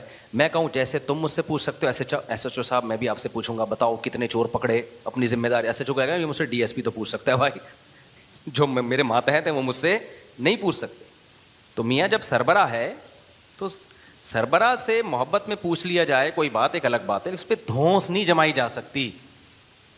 ماتحت پہ وہ دھونس جما سکتا ہے, یہ اللہ کا حکم ہے. اب آپ کو اسلام پسند آئے تو ٹھیک ہے, نہیں آئے تو چھوڑ دو اسلام کو, لیکن ایسا تو نہیں کہ کسی طبقے کو خوش کرنے کے لیے اسلام کا حکم ہی چینج کر دیا جائے. تو وہ کہنے لگی کہ وہ پھر کیوں یہ ان کو اسلام نے اتنا فیور کیوں دیا. بنے کہ فیور کہاں دیا, بیڑا غرق کر دیا اسلام نے اس کا, مرد کا. ساری ذمہ داری نان نفقے کی اس کے اوپر ڈال دی ہے نا. آپ گھر میں بیٹھ کے کھاؤ, آپ کے بچوں کو بھی آپ کو بھی کون کھلائے گا, یہ کمبخت کھلائے گا. گالی آ رہی تھی ابھی, چھوڑو بھائی. یہ کھلائے گا. تو اب اللہ نے اس کو بھی تو کوئی رائٹ دیا ہے نا کہ وہ آپ اس کی وجہ سے باؤنڈ تو ہو نا, وہ تبھی کھلائے گا. وہ کہے گا اگر آپ بھی آزاد ہو, جب چاہو آپ چلی گئی وہاں جا کے بیٹھ گئی, ادھر جا کے بیٹھ گئی, تو جب دونوں سیم ہیں تو سیم ہے تو پھر آدھا آپ کماؤ آدھا میں کماؤں گا, جیسے انگریز کرتے ہیں. پھر یہ نہیں بولو کہ جی آپ کے ذمے گیس بجلی کا بل ہے اور بچوں کی تعلیم ہے, پھر یہ باتیں غلط ہو جاتی ہیں. اور یہ بھی خوب سمجھ لو کہ مرد بھی, عورت اس کے ماتحت جو ہوتی ہے تو اللہ نے اس کی وجہ قرآن میں بیان کی ہے, بما انفقوا من اموالہم, کہ ہم نے مرد کے ذمے لگائے نان نفقہ اٹھائے. اگر مرد یہ ذمہ داری پوری نہیں کر رہا تو پھر عورت پر اس کی اطاعت لازم نہیں ہے. پھر یہ بھی یک طرفہ بیان لوگ سن کے دھونس جماتے ہیں, بیگم رخصتی تمہاری ہوئی ہے میری نہیں ہوئی ہے, ٹھیک ہے نا, تم باؤنڈ ہو میں تھوڑی باؤنڈ ہو. وہ اس لحاظ سے وہ باؤنڈ ہے کہ وہ آپ کے گھر کی چار دیواری سے آپ کی مرضی کے بغیر نہیں نکلے گی. آپ کسی اور طرح سے باؤنڈ ہیں, آپ اس بات کے پر باؤنڈ ہیں, پابند ہیں کہ اب اس کی ساری زندگی کی مالی ذمہ داری کس کے ذمے ہے, وہ آپ کے ذمے. تو آپ ذمہ داری نہیں اٹھاتے, پھر اس کے ذمہ نہیں ہے کہ آپ کی اطاعت کرے. اور ذمہ داری سے بیسک ذمہ داریاں ہیں, بیسک ذمہ داریاں. کیونکہ بعض خواتین کہتی ہیں وہ ہماری تو ذمہ داری نہیں اٹھا رہے, ہم نے وہ دن پیزا منگوایا تھا وہ نہیں لا کے دیا تھا انہوں نے, میں نے کہا تھا کہ آپ نے کرولا رکھی ہوئی ہے تو میرے پاس کم از کم ایک ایف ایکس ہو. تو یہ اچھی بات ہے, دے دیں بیگم کو لے کے, لیکن یہ نان نفقے میں نہیں آتی یہ چیزیں. ہاں اخلاقی ذمہ داریاں ہوتی ہیں لیکن نان نفقے میں یہ نہیں آتا ہے, بیسک نان نفقہ اس لیے ہم کہتے ہیں. خیر, تو اللہ تعالیٰ اپنے کمالات کہ جس کو جو بنایا, ہاں اللہ بعض دفعہ نا اپنی قدرت دکھانے کے لیے کچھ معذور بھی پیدا کر دیتا ہے, کچھ جو ہے وہ ٹرانسجینڈر بھی پیدا کر دیتا ہے, وہ اللہ کی قدرت ہے. معذور بھی پیدا ہو جاتے ہیں, بچہ پیدا ہوتا ہے ماں کی چھاتیوں میں دودھ نہیں آتا, وہ تو بیماری ہے نا, وہ ایک الگ چیز ہے. نارملی ایسا نہیں ہوتا, جیسے بیج ڈالتے ہیں بعض دفعہ جل جاتا ہے, پودا نہیں اگتا, لیکن جب اگتا ہے تو کون اگاتا ہے, یہ اللہ کا بنایا ہوا نظام ہے جس سے تناور درخت پیدا ہوتے ہیں. تو اللہ کے کمالات کے مقابلے میں تو کوئی, وہ تو سوچتے چلے جاؤ, بڑی سے بڑی چیز کو دیکھ لو, چھوٹی سے چھوٹی بے جان چیزیں ہیں نا, یہ ایٹم, اس کو توڑتے چلے جاؤ نا, عجیب اللہ کی قدرت نکلے گی. ایک طرف نظام شمسی دیکھتے ہیں, سورج ہے اور زمین گھوم رہی ہے, توڑتے چلے جاؤ گے یہ سیٹ اپ اندر بھی نظر آئے گا, الیکٹران پروٹون گھوم رہے ہیں. ہر جگہ ایک ہی ایکویشن ہے جس پہ پوری کائنات کو اللہ نے چلا دیا, اور حرکت میں چلایا اللہ نے, اس لیے حرکت کرتے رہو گے تو سیٹ رہو گے. پوری کائنات کا نظام کس پر ہے, حرکت ہے, اس لیے مشہور ہے حرکت میں برکت ہے. جو بھاگتا دوڑتا چلتا پھرتا اچھلتا کودتا رہے گا نا سیٹ رہے گا, جو بیٹھ گیا وہ مر گیا. یہ ذہن میں رکھنا, سست ترین جتنا سست ہوگا نا اتنا ڈپریشن میں زیادہ جائے گا, صحت اتنی خراب ہوگی. جو لوگ کہتے ہیں نا ہم تو آرام کر رہے ہیں اور ہماری ڈپریشن پھر بھی دور نہیں ہو رہی, آرام کرنے کی وجہ سے تو دور نہیں ہو رہی تمہاری ڈپریشن, جتنا آرام چاہیے تھا اس سے زیادہ آرام کر رہے ہو تم. بھاگو دوڑو اچھلو کودو پسینہ نکالو تو اس سے خوش رہو گے. تو اللہ تعالیٰ کی قدرت کیا ہے, اتنا پاورفل, اتنا طاقتور. اللہ کہتا ہے کلمہ کن کی طاقت سے پوری کائنات کو میں نے بنا دیا. انسان کو بنا دیا. یفعل ما یشاء فعال لما یرید. جس چیز کا ارادہ کرتا ہوں، فاعل نہیں کہا، فعال کر گزرتا ہوں اس کو. جس چیز کا ارادہ کرتا ہوں کر گزرتا ہوں. تو ہاں لاجک سے چیزیں اللہ نے جوڑ دی ہیں. اس پہ ایک میں چھوٹا سا واقعہ سناتا ہوں آپ کو. وہ میں نے ایک واقعہ سنایا تھا نا، ایک ہمارے ایک فالج زدہ بیچارے بوڑھے ملے پچھلے ہفتے، میں نے واقعہ سنایا تھا. میں نے ان سے پوچھا حضرت کیا ہوا؟ کہتے ہیں یار میں تبلیغ میں گیا تھا، میں بلڈ پریشر بھی تھا، کولیسٹرول بھی تھا، شوگر بھی تھی. تو کسی اناڑی میرے جیسا کوئی ہوگا بیچارہ، اس نے کہا کہ بریانی اور قورمے کھا رہے تھے، تو اس نے کہا کھاؤ کھاؤ اللہ کا راستہ ہے کچھ نہیں ہوگا. تو کہہ رہے میں نے کھایا کچھ ہو گیا مجھے فالج ہو گیا مجھے. تو بہت برا بلا کہہ رہے تھے تبلیغ والوں کو. میں نے کہا بھی تبلیغ والے تو کم کھانا کم باتیں کرنے کو کہتے ہیں. تو وہ جس نے کیا غلط کیا. تو وہ اسی پر ایک اور واقعہ جو ایک ڈاکٹر صاحب نے سنایا. کہہ رہے ایک شوگر کا پیشنٹ تھا، اس کو ہم نے منع کیا کہ نہیں چینی کھانا. تو ایک کوئی صاحب آئے، انہوں نے اس کے سامنے شربت کا گلاس رکھا. بہت خطرناک پیشنٹ تھا، وہ بہت اصرار کیا. وہ نمازی بھائی تھے، بہت اصرار کیا بھائی یہ پی لو یہ پی لو. وہ کہہ رہے نہیں نہیں نہیں مجھے شوگر ہے. جب انہوں نے زیادہ اصرار کیا نا اور کہا اللہ نے چاہا کچھ نہیں ہوگا انشاءاللہ، اللہ نے چاہا تو کچھ نہیں ہوگا. دیکھو صحابہ کرام کا اللہ پہ توکل تھا، انہوں نے دریا میں گھوڑے دوڑا دیے. انہوں نے، یہ بہت اہم واقعہ ہے، اس کو بڑا سبق ملے گا اس سے انشاءاللہ آپ کو، خاص طور پہ دینداروں کے لیے سمجھنے کی چیز ہے. واقعہ ہے نا، ایک علامہ اقبال کا شعر بھی ہے اس پہ کہ دشت و دشت دریا بھی نہ چھوڑے ہم نے، کہ ہم نے تو صرف صحراؤں میں نہیں، ہم نے تو دریاؤں میں بھی کرامت کے طور پر نا گھوڑے دریا میں چلا دیے تھے صحابہ نے. تو ان صاحب نے کہا، داڑھی بھی تھی نمازی بھی، انہوں نے کہا دیکھو صحابہ نے اللہ پہ توکل تھا، دریا میں گھوڑے چلا دیے انہوں نے. تو سامنے شکر ہے کوئی عقل مند بیٹھا ہوا تھا جس کو وہ کھلا رہے تھے نا پورا چینی کا شربت. اس نے کہا دیکھو اگر وہاں پل ہوتا نا پھر اللہ دریا میں گھوڑے نہیں چاہے، وہ ڈوبنا تھا انہوں نے، ہاں تو پل نہیں تھا اور مجبوری تھی جانا، صحیح ہے نا. پل ہوتا پھر صحابہ دریا میں چلاتے، پھر سوال ہی پیدا نہیں ہوتا کہ دریا میں گھوڑے چلتے. اللہ کہتا ہے پل ہے تو جاؤ نا. یا پل بنانے کا ٹائم ہوتا تو بھی نہیں. یہ جو قسطنطنیہ میں سلطان محمد فاتح نے قسطنطنیہ اور یہ جو آج کا استنبول ہے جب یہ فتح کیا تھا تو اس نے کوئی دریا میں تھوڑی گھوڑے چلا دیے تھے. ان کا یہ جو استنبول کا جو قلعہ ہے نا آج جو 4000 سال جس کی پرانی تاریخ ہے، میں نے وہاں جا کے ولاگ بھی بنایا ہے. یہ ترکی کا جو مشہور قلعہ ہے، یہ تو عیسائیوں کے ہاتھ میں تھا، بہت مضبوط عیسائیوں کی اسٹیٹ تھی. اور نبی صلی اللہ علیہ وسلم نے خوشخبری سنائی تھی کہ نعم الجیش جیش یغزو القسطنطینیہ، فرمایا سب سے بہترین لشکر، کیا ہی خوب لشکر ہے جو قسطنطینیہ فتح کرے گا. آپ مکہ میں اور ترکی کی فتوحات کی خوشخبریاں دے رہے ہیں. ہمارے نبی کا یہ ویژن دیکھو، ایک پیغمبر جو نہ لکھنا جانتے ہیں نہ پڑھنا جانتے ہیں، لیکن کتنا کانفیڈنٹلی وہ کہہ رہے ہیں کہ کیا خوب لشکر ہوگا جو قسطنطینیہ کو فتح کرے گا. اور خوشخبری دی، جنت کی بشارت دی. اسی وجہ سے مسلمان فاتحین شروع سے لگے ہوئے تھے اس میں، لیکن نہیں ہو پا رہا تھا. تو سلطان محمد فاتح نے کیا کیا، وہ بھی فوجیں لا کے بٹھا دیں، لیکن اتنا مضبوط قلعہ ہے وہ جا ہی نہیں پا رہے بھائی. تو مشورہ ہوا. اب انہوں نے یہ نہیں کیا کہ جی ایک طرف سے سمندر ہے، وہاں بھی سمندر کٹا ہوا ہے نا، آپ میپ میں دیکھ سکتے ہیں. تو سمندر میں ہم کیا کرتے ہیں، بسم اللہ ہی اللہ پڑھ کے سمندر بھی نکل جاتے ہیں. بڑھ جانا، ڈوب جانا تھا انہوں نے، اور کیا. تو اللہ کہتا ہے پہلے اپنے سارے اسباب اور وسائل تو استعمال کرو، پھر میری مدد آئے گی. تو سلطان محمد فاتح نے مشورہ لیا، بھائی کیا کریں یار، یہ تو ناممکن ہے. پیچھے پورا یورپ تھا نا، وہاں سے بھی تو مدد آ رہی تھی ان کی، تو ناممکن تھا اسباب کی دنیا میں بھی. 600 سال ہو گئے، علاقہ ہی نہیں فتح ہو کے دے رہا. اب تو کچھ کرنا پڑے گا کہ نہیں کرنا پڑے گا، اب تو کچھ کرنا ہے بھائی. تو ماہرین بیٹھے، انہوں نے مشورہ دیا. استخارہ نہیں نکالا، خوب سمجھ لو، یہ استخارہ نکال کے دیکھتے ہیں فتح ہوگا تو ٹھیک ہے، نہیں تو واپس چلو.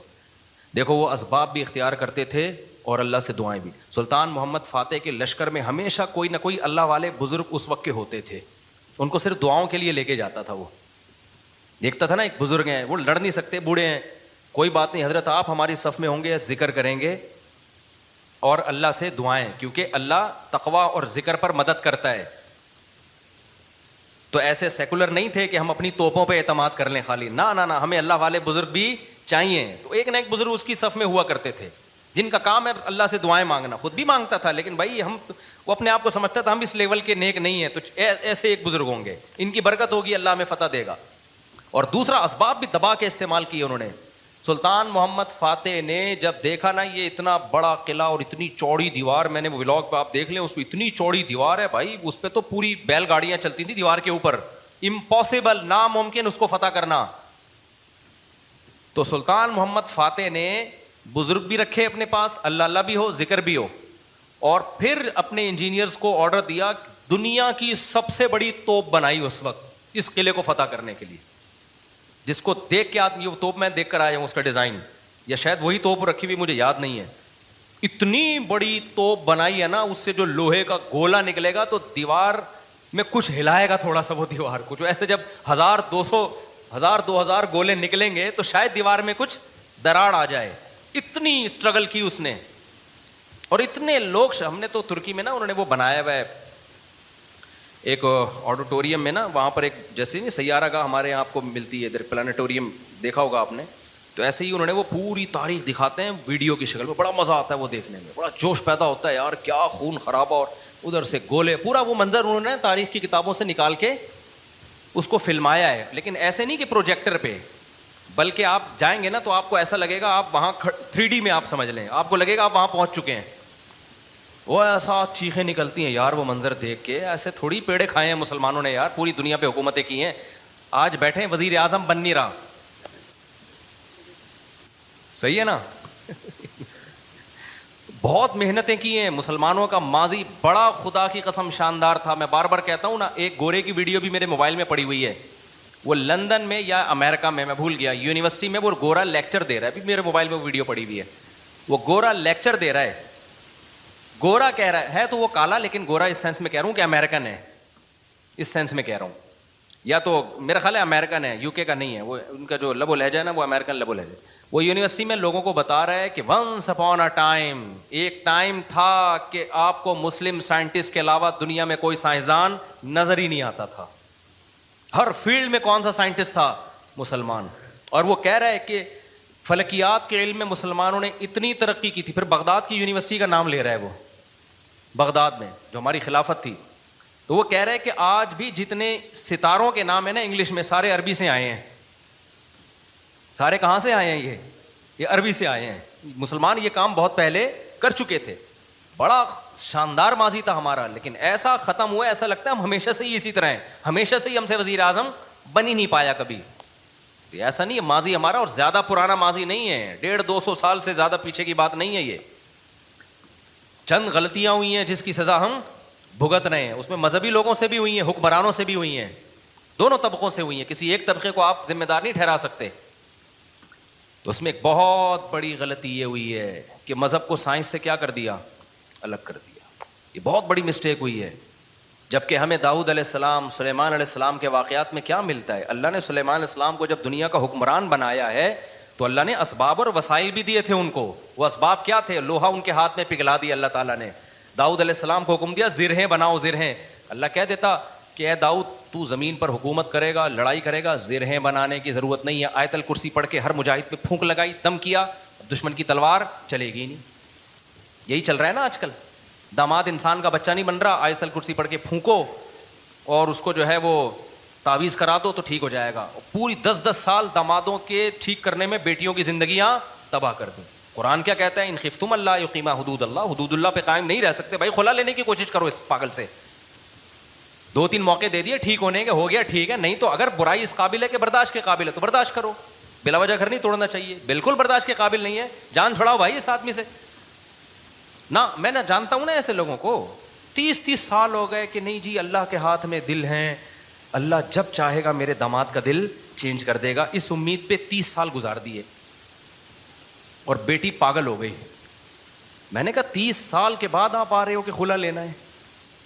کہہ رہے ہیں بھائی وہ اللہ کے ہاتھ میں دل ہے. تو میں نے کہا اللہ کے ہاتھ میں ہے، لیکن اللہ نے کہا کہ میں گھماؤں گا. ہم کب کہہ رہے ہیں کہ اللہ کے ہاتھ میں نہیں ہے؟ اگر ہمیں پتا ہوتا کہ اگلے سال اللہ آپ کے داماد کو ٹھیک کر دیتا، میں کہتا چلو 1 سال اور انتظار کر لو.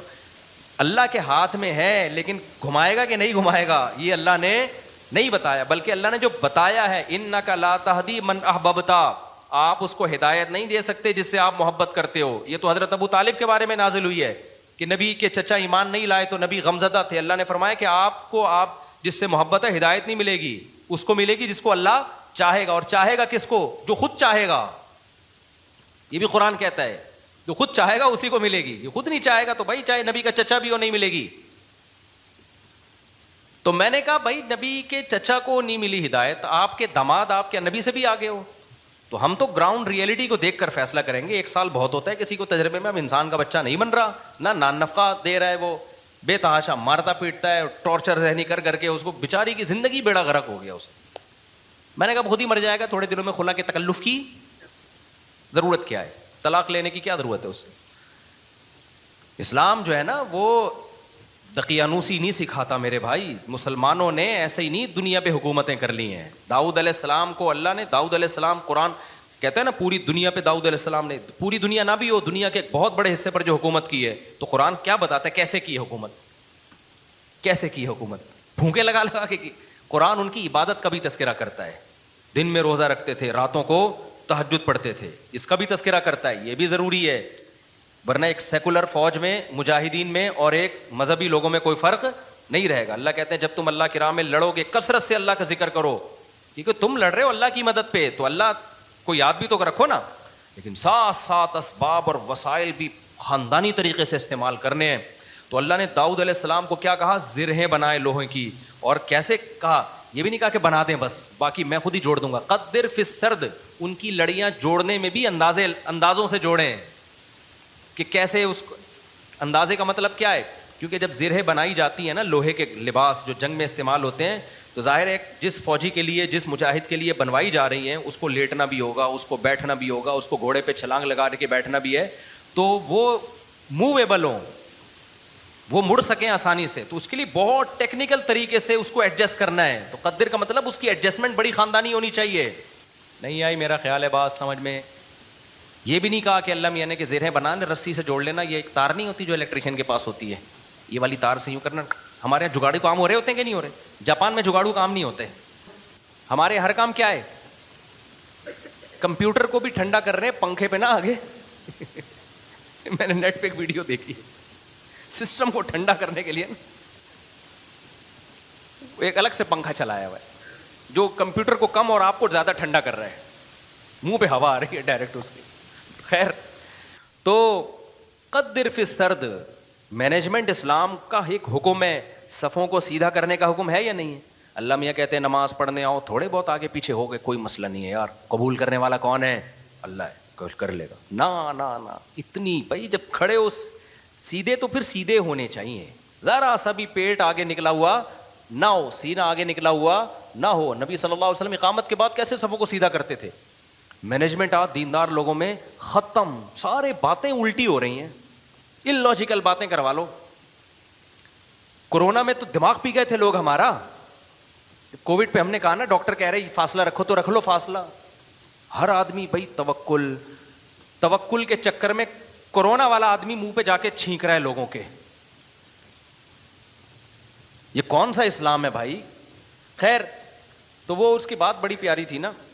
میں داؤد علیہ السلام کا بتا رہا تھا نا کیسے زرہیں بنائی انہوں نے اور کتنی پاورفل حکومت, پھر فوج تیار کی ہے. پھر سلیمان علیہ السلام کو آپ دیکھ لو, ان کا تخت تھا, ہیرے جواہرات تھے, اور کیسا تاج تھا ان کا, یہ بھی بھرم کے لیے. تو اس میں ہمیں یہ بھی ملتا ہے کہ اگر بھرم ڈالنے کے لیے آپ کو اچھی ڈریسنگ کرنی پڑے اور خاندانی لائف اسٹائل ہو تاکہ سامنے والے پہ بھرم اچھے پڑیں, تو یہ بھی شریعت کا حکم ہے. جیسے حضرت معاویہ رضی اللہ تعالیٰ عنہ کا بڑا شاہانہ لباس تھا, تو کسی نے حضرت عمر کو شکایت لگائی کہ یہ گورنر بنے اور اتنا بہترین خوبصورت لباس پہن کے چلتے ہیں پھرتے ہیں, یہ تو دنیا سے محبت کی علامت ہے. حضرت عمر تو پھٹے پرانے کپڑے پہنتے تھے, پیون زدہ کپڑے پہنتے تھے. تو حضرت عمر نے خط لکھا, بھائی یہ کیا شکایت ہے. حضرت معاویہ نے فرمایا یا رسول اللہ, میں جن لوگوں پہ حکومت کر رہا ہوں, یا امیر المومنین, میں جن لوگوں پہ حکومت کر رہا ہوں نا, ان کی نظر میں مفہوم بیان کر رہا ہوں, ان کی نظر میں لباس کی بڑی ویلیو ہے. یہ مجھے ویلیو نہیں دیں گے اگر میں غریبوں والا لباس پہن کے گھوموں. تو یہ سیاست تھی ان کی, اور یہ حقیقت ہے کہ آپ کا سب سے پہلا امپریشن کس کا پڑتا ہے, آپ لباس کا پڑتا ہے. آپ کے لائف اٹھنے بیٹھنے کا اسٹائل کیا ہے آپ کا, وہی آپ کے کپڑے میں 10 قسم کے پیوند لگے ہوئے ہوں, اگلا کہے گا ابے بھائی یہ تو شاید ان کے پاس پیسے ہی نہیں ہے تو ہم سے کیا لڑیں گے یہ, ٹھیک ہے نا. تو لڑائی کے لیے ظاہر حضرت معاویہ کے پاس جب دشمن کے وفود آیا کرتے تھے تو ان کی ڈریسنگ دیکھ کے ان کو اندازہ ہو جاتا تھا بھائی یہ چھوٹے لوگ نہیں ہیں. سوال پیدا ہوتا پھر حضرت عمر نے ایسا کیوں کیا, بھائی وہ ان کو ویسے ہی اتنا اللہ نے روب دیا تھا کہ وہ ان کپڑوں میں ہی بہت روب تھا ان کا. اور ہمارے نبی صلی اللہ علیہ وسلم کے جو پیون زدہ کپڑے تھے تو حدیث میں تو آتا ہے نبی کے چہرے پہ اللہ نے اتنا روب ڈال دیا تھا کہ 1 مہینے کی مسافت سے دشمن کانپنے لگتا تھا. کہ نارملی حکم جو شریعت نے دیا ہے بھائی آپ کی ڈریسنگ, آپ کا لباس سارا کیا ہونا چاہیے, سوٹیبل ہونا چاہیے. کوئی چیز ایسی نہیں ہونی چاہیے جو سوسائٹی آپ کو کوئی گرا ہوا آدمی سمجھنا شروع کر دے. سمجھ میں آ رہی ہے بات کہ نہیں آ رہی ہے؟ نہیں آتی, لیکن جب رشتہ لینے جاتے ہو تو پھر آتی ہے. پھر نہا دھو کے ڈیٹول سے نا 3 پیس سوٹ پہن کے جائیں گے, پھر مجال ہے کوئی پیون زدہ کپڑے پہن کے چلا جائے. تو سادگی ہے تو پھر جانا چڈی بنیان دھوتی بنیان میں جا بھائی تو وہاں پہ. کیونکہ ہر وقت نا لوگ علماء کو یہ دیکھو سادہ ہونے چاہیے, ان کی پگڑی دیکھو, ان کے کپڑے دیکھو, اور ہمارے تو کوئی ہیں بھی نہیں. تو خیر, تو وہ میں جلدی سے وہ بتا دوں نا, وہ جو شربت کا گلاس رکھا نا, تو وہ ڈاکٹر صاحب مجھے واقعہ سنا رہے تھے, آج ہی کی بات ہے. شوگر کے بڑے اسپیشلسٹ آئے ہوئے تھے, گپ شپ تھی ان کے سے. تو وہ کہنے لگے کہ اس نے کہا کہ دیکھیں جو صحابہ نے دریا میں گھوڑے دوڑائے تھے نا, پل نہیں تھا وہاں پہ. اگر پل ہوتا تو وہ دریا میں گھوڑے نہیں دوڑا, اور اگر پل بنانے کا ٹائم ہوتا پھر بھی نہیں دوڑا. پھر یہ میں اپنی طرف سے ایک اضافہ کر رہا ہوں, پل بنانے کا ٹائم ہوتا, اسباب و وسائل ہوتے, پھر بھی نہیں جاتے. اور واپس جا کے دوبارہ آنے کا ٹائم ہوتا پھر بھی دریا میں گھوڑے نہیں ڈالتے. وہ ایک مجبوری تھی کہ اس کے علاوہ کوئی آپشن تھا نہیں. تو سلطان محمد فاتح نے بھی یہی کیا ہے. اس نے کیا کیا کہ بزرگ بھی رکھے ہوئے, اللہ سے دعائیں مانگے, اور پھر اسباب اور وسائل اختیار کیے. بھائی یہاں پانی ہے تو پانی کو کراس کرنا ہمارے لیے, سوری پیچھے سمندر ہے, بیچ میں خشکی ہے, پانی نہیں تھا, خشکی سے ہٹ کے آگے پانی ہے. تو اب آگے ہم گھوڑوں پہ جائیں گے اگر, تو گھوڑا پانی میں نہیں جا سکتا. تو انہوں نے یہ نہیں کہا صحابہ کرام نے پانی میں گھوڑے دوڑا لیے تھے تو ہم بھی خشکی تک جائیں گے, اور قسطنطنیہ میں بیک سائڈ سے حملہ کرنے کے لیے نا, باقی بسم اللہ ہی توکلت علی اللہ پھونکوں والی سرکار ہوتی تو مسئلہ ہی حل ہو گیا تھا یار. یہ تو پہلے ذہن میں آ جاتا نا, میرے بہت لیٹ آیا دماغ میں. ایک شف سرکار حضرت وہ سلطان محمد فاتح اپنے پاس رکھتا شف, اور پورا قسطنطنیہ ہی بڑھ جاتا پورا. ابھی جو الیکشن میں ہوا ہے نا, آپ کو پتا ہے نا, جو ووٹنگ ہو رہی تھی, فلاں جیت رہا ہے, میم بنائی پاکستانیوں نے, اوپر جا رہا ہے اوپر جا رہا ہے, شف ایک دم وہ نیچے ہوا, بڑی ٹائٹ میم بنائی ہے کہ الیکشن میں یہی ہوا ہے. بندہ کون جیت رہا ہے, ایک دم شف کر کے شف, فوراً نیچے. ایسے ہی رپورٹیں چینج ہو رہی تھی نا الیکشن کی, جو لوگ ٹی وی کے آگے یا خبروں میں بیٹھے ہوئے تھے. تو پاکستان میں ایک سرکار ہے جس کو سچی مچی کی شف سرکار ہے, وہ تو عز منتشا وہ تو ذل منتشا. تو اس لیے جو سیاستدانوں میں جو سمجھدار لوگ ہیں نا, وہ اس جو پاکستان کی جو اصل شف سرکار ہے نا, اس سے بنا کے رکھتے ہیں. ٹھیک ہے کہ ہم بے شک ایک ووٹ بھی نہ ملا, جب انہوں نے کہا شف, فوراً ہم کہاں چلے جائیں گے اوپر. تو اچھا خیر, سمجھ گئے نا کون سی سرکار ہے. ایک تو یہ سرکار ہے, جو ایک اور سرکار ہے جو اصل شف سرکار ہے, وہ بڑی پاورفل سرکار ہے. وہ اس کا شف اصل شف ہے, اس کو ہم مانتے ہیں کہ یار وہ جب شف کرے نا, وہ یہ تو ڈرامہ کر رہے ہیں نا, ڈرامہ کر رہی. تو سلطان محمد فاتح نے کیا کیا, مشورہ کیا بھائی کیا کرے.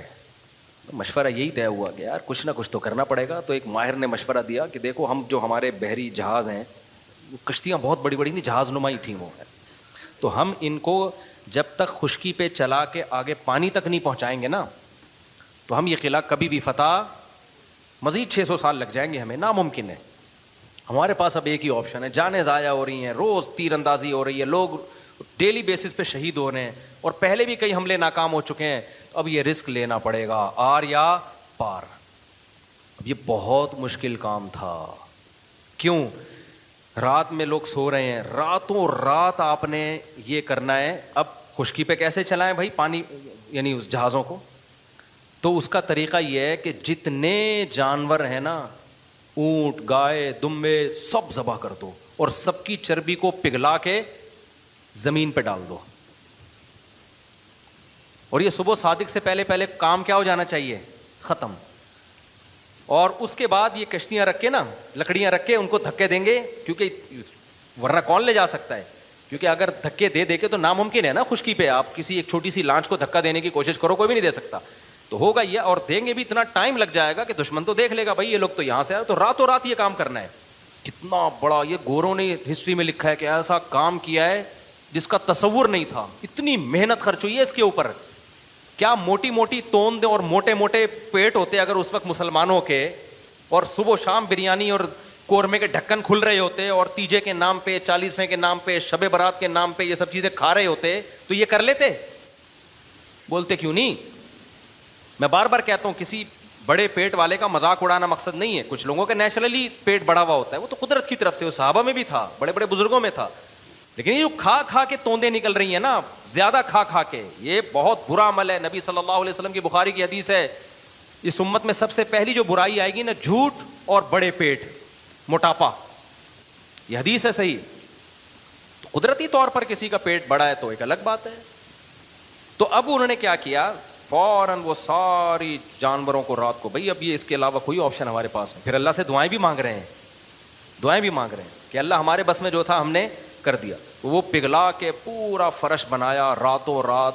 جو عیسائیوں کی اسٹیٹ تھی ان کے تصور بھی نہیں تھا کہ یار کوئی کسی کا دماغ یہاں بھی جا سکتا ہے, کسی کا دماغ یہاں بھی جا. کتنی محنت کی ہوگی انہوں نے اس وقت, کاش ویڈیو کیمرے ہوتے نا, وہ فلما لیتے یہ ساری چیزیں. پھر وہ راتوں رات کشتیاں لے جا کے نا اس پہ سب کو پار کیا, پانی میں اتار دیا. صبح صادق سے پہلے وہ بہت بڑی فوج مجاہدین کی وہ پیچھے سمندری جہازوں پہ سوار ہو چکی تھی. صبح صادق سے پہلے یہ کام ہو چکا تھا. اور پھر بیک سائڈ سے نا پانی پہ اترے وہ لوگ, اور پھر انہوں نے حملہ کیا. وہ عیسائیوں کو تو انہوں نے تو آگے دیکھ رہے ہیں نا, وہ ان کو کیا پتا پیچھے سے بھی کوئی حملہ کر سکتا ہے. ادھر سے انہوں نے تیر اندازی کی ہے, ادھر سے پیچھے سے حملہ کیا. وہ تو حیران ہو گئے, یار یہ بندے آئے کہاں سے ہیں یہ لوگ, بیچ میں تو خشکی ہے, اس میں تو جہاز آ ہی نہیں سکتا. یہ اسٹرگل اور یہ محنت کرنی پڑتی ہے بھائی, پھر قومیں بنتی ہیں. وہ زوں سے نہیں بن جاتی خالی قومیں, سمجھ رہے ہو؟ ابھی چھوڑو یہ, پھر یہ زوں کاٹ دینا یار, ایک میم ہے پھر وہ اچھا نہیں ہے. تو وہ ہے نا, میں جاپان گیا, زوں, وہ دیکھا ہے آپ لوگ؟ ابے نہیں, آپ لوگ میمز نہیں دیکھتے آپ لوگ, مجھے لگتا ہے. خیر, ہمارے سابق وزیر اعظم کا بیان آیا تھا کہ میں جاپان گیا, زوں آواز آئی, پھر میں جاپان گیا, زوں آواز آئی. تو ایسے بنتی ہیں قومیں, زوں. اس میں لوگوں نے بڑی میمز, یہ کٹ کر دینا, وہ ورنہ پھونکو, جو ہماری سرکار جو اصل پھونک والی ہے وہ مسئلہ. اچھا خیر, تو یہ ہے اسباب.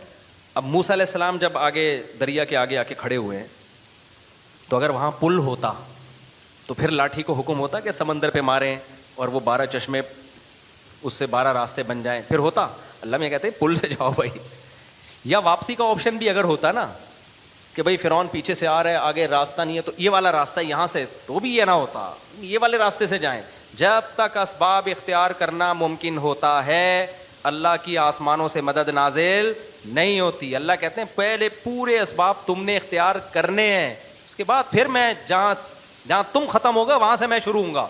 ہم لوگ کچھ کرنے سے پہلے ہی ڈائریکٹ کہاں استخاروں پہ چلے جاتے ہیں, ڈائریکٹ. تو اس میں ایک بات خوب یہ بھی اچھی طرح سمجھ لو کہ آج کل نا, ایک تو لوگوں میں توکل ویسے ہی نہیں ہے, اللہ پہ اعتماد نہیں ہے, اور پیسوں کے پیچھے بھاگتے رہتے ہیں. لیکن کچھ لوگوں میں غیر ضروری توکل بھی آ جاتا ہے.